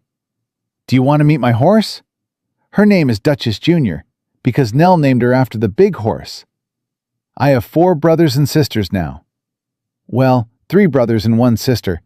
But Sadie says she's like my sister too, so that's actually 2 sisters. Or wait, is it? Caleb usually had to intervene before visitors drowned in the flood of information. But he never stopped Benny entirely. The boy's joy was too pure, too precious, too hard-won to constrain. He's going to talk everyone in the territory to death, Ezra observed one afternoon, watching Benny chase a bemused chicken around the yard while narrating the pursuit in excruciating detail. Probably, Caleb agreed. But there are worse fates. You don't mind? That he's so... much? I love that he's so much. I love that he's got enough happiness in him to share with everyone he meets. Considering where he was 6 months ago, it's a miracle. Ezra nodded slowly. I was so scared for him, in those months on the street. He was so little, and he didn't understand why everything had changed. He kept asking when we were going home, when Mama and Papa were coming back. What did you tell him? I lied.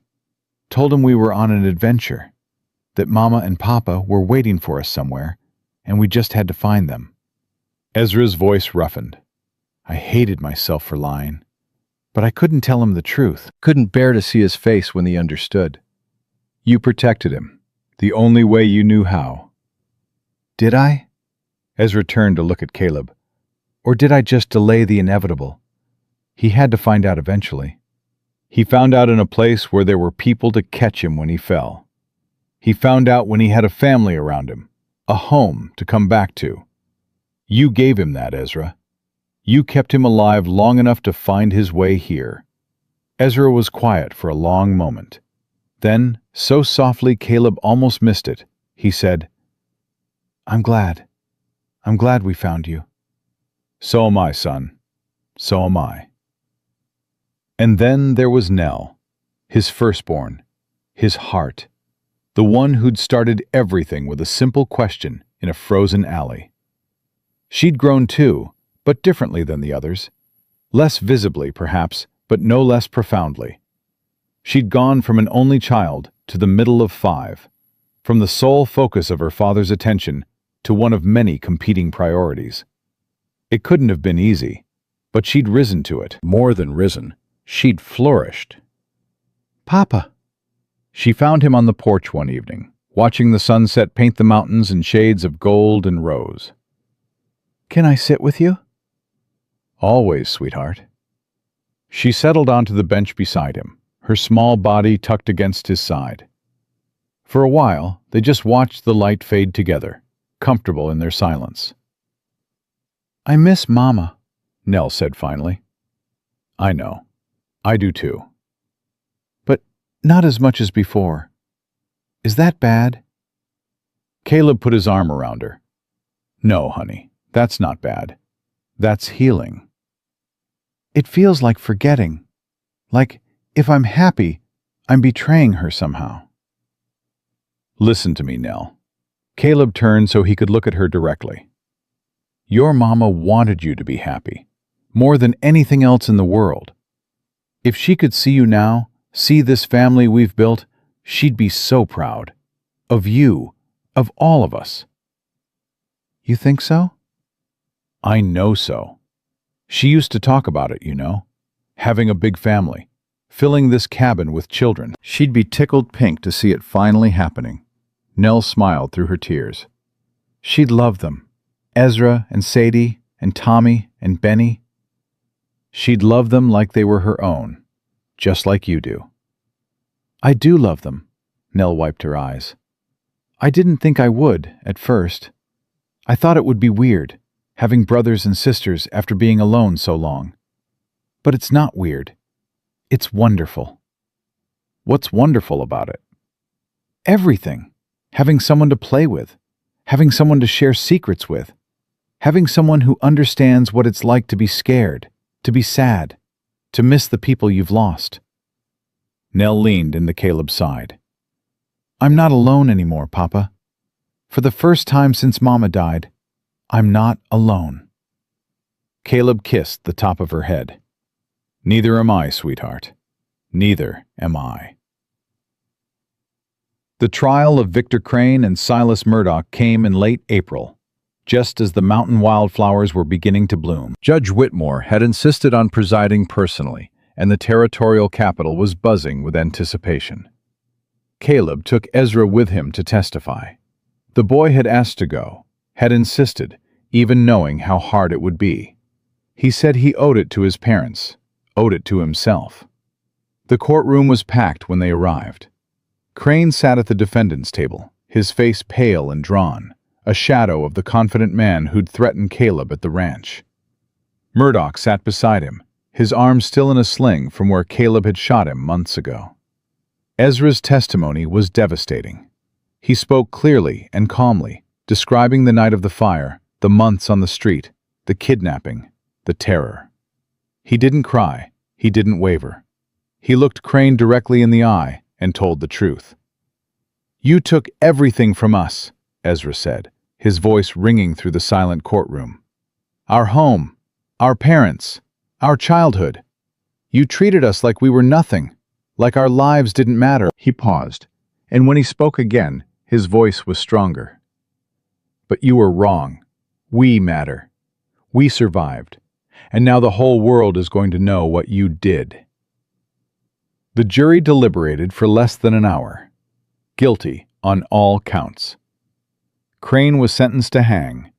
Murdoch got 30 years in territorial prison. After the verdict, Whitmore called Caleb aside. You did good work here, Thornton. Those children have a chance now because of you. They had a chance because they never gave up. All I did was open a door. False modesty doesn't suit you, Whitmore smiled. Take the compliment. You've earned it. They rode home through the spring sunshine. Ezra quiet beside Caleb, but not withdrawn. Processing, maybe. Coming to terms with the end of a chapter he'd thought would never close. It's really over, Ezra said finally, as the familiar shape of the cabin came into view. They're going to pay for what they did. Justice was served. Your mama and papa can rest now. I hope so. Ezra looked at the cabin, at the smoke rising from the chimney, at the small figures running out to greet them. I hope they can see this, see what we've become. I think they can, son. I think they've been watching the whole time. The others mobbed them as they dismounted, Benny wanting to know everything, talking so fast his words tripped over each other. Sadie asking if Ezra was okay, her eyes searching his face for signs of strain. Tommy pressing a new drawing into Caleb's hands, a picture of scales balanced perfectly. Justice served. And Nell, standing back slightly, watching with that knowing look she sometimes got. So like her mother, it made Caleb's heart ache. Welcome home, she said simply. Home. The word had meant something different 6 months ago.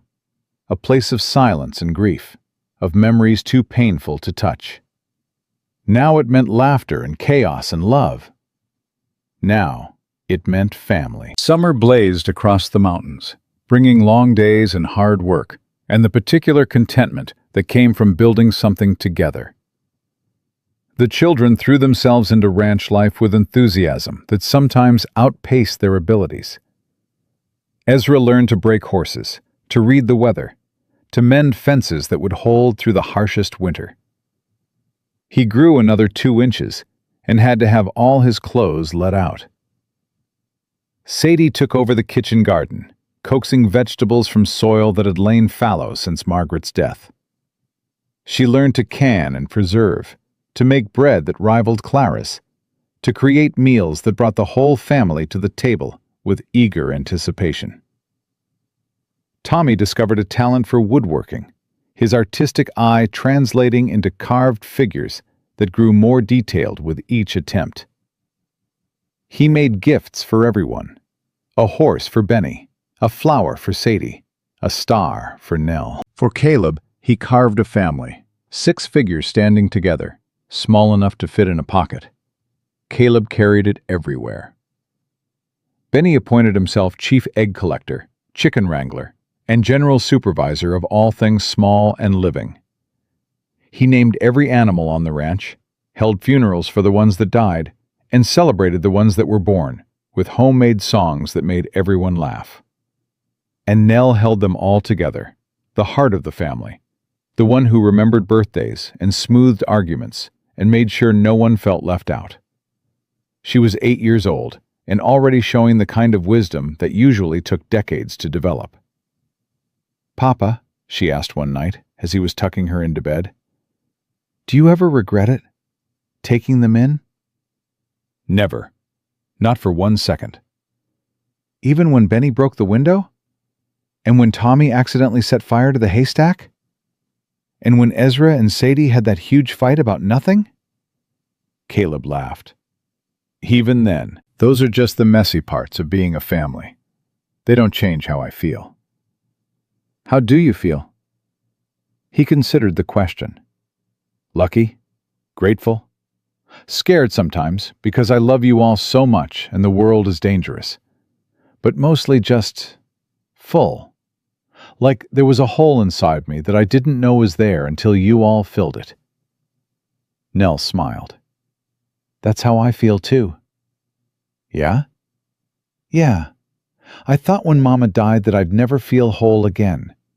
But then we found them, and now—" She paused, searching for words. "Now it's different. Not better than before, because I still miss Mama. But not worse either. Just different. Fuller." "That's a good way to put it." "I think Mama would be happy," Nell said. "I think she'd look at our family and smile." "I think so too, sweetheart." He kissed her forehead and rose to leave, but her voice stopped him at the door. "Papa, I'm glad I asked that question, in the alley." "What question?" "Can we buy them?" I know it sounded wrong, the way I said it. But I'm glad I asked anyway, because look what happened. Caleb looked at his daughter, this small person who'd changed everything with 7 words. "I'm glad too, Nell. More than I can say." The first anniversary came on a cold February morning, exactly 1 year since Caleb had found 4 starving children behind a general store. They marked it with a special breakfast, with stories about how far they'd come, with tears for what had been lost, and joy for what had been found. 1 year, Ezra said, looking around the table at his family. 1 year ago, I didn't think we'd survive the week. 1 year ago, I was so hungry I couldn't think straight, Sadie added. Now I'm the one making sure everyone else is fed. 1 year ago, I was scared all the time, Benny said. Now, I'm only scared sometimes, like when there's thunder, and spiders, and that one chicken who looks mean. Everyone laughed. Even Tommy smiled, a rare and precious thing.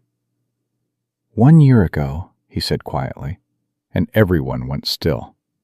Tommy speaking voluntarily was still unusual enough to command attention.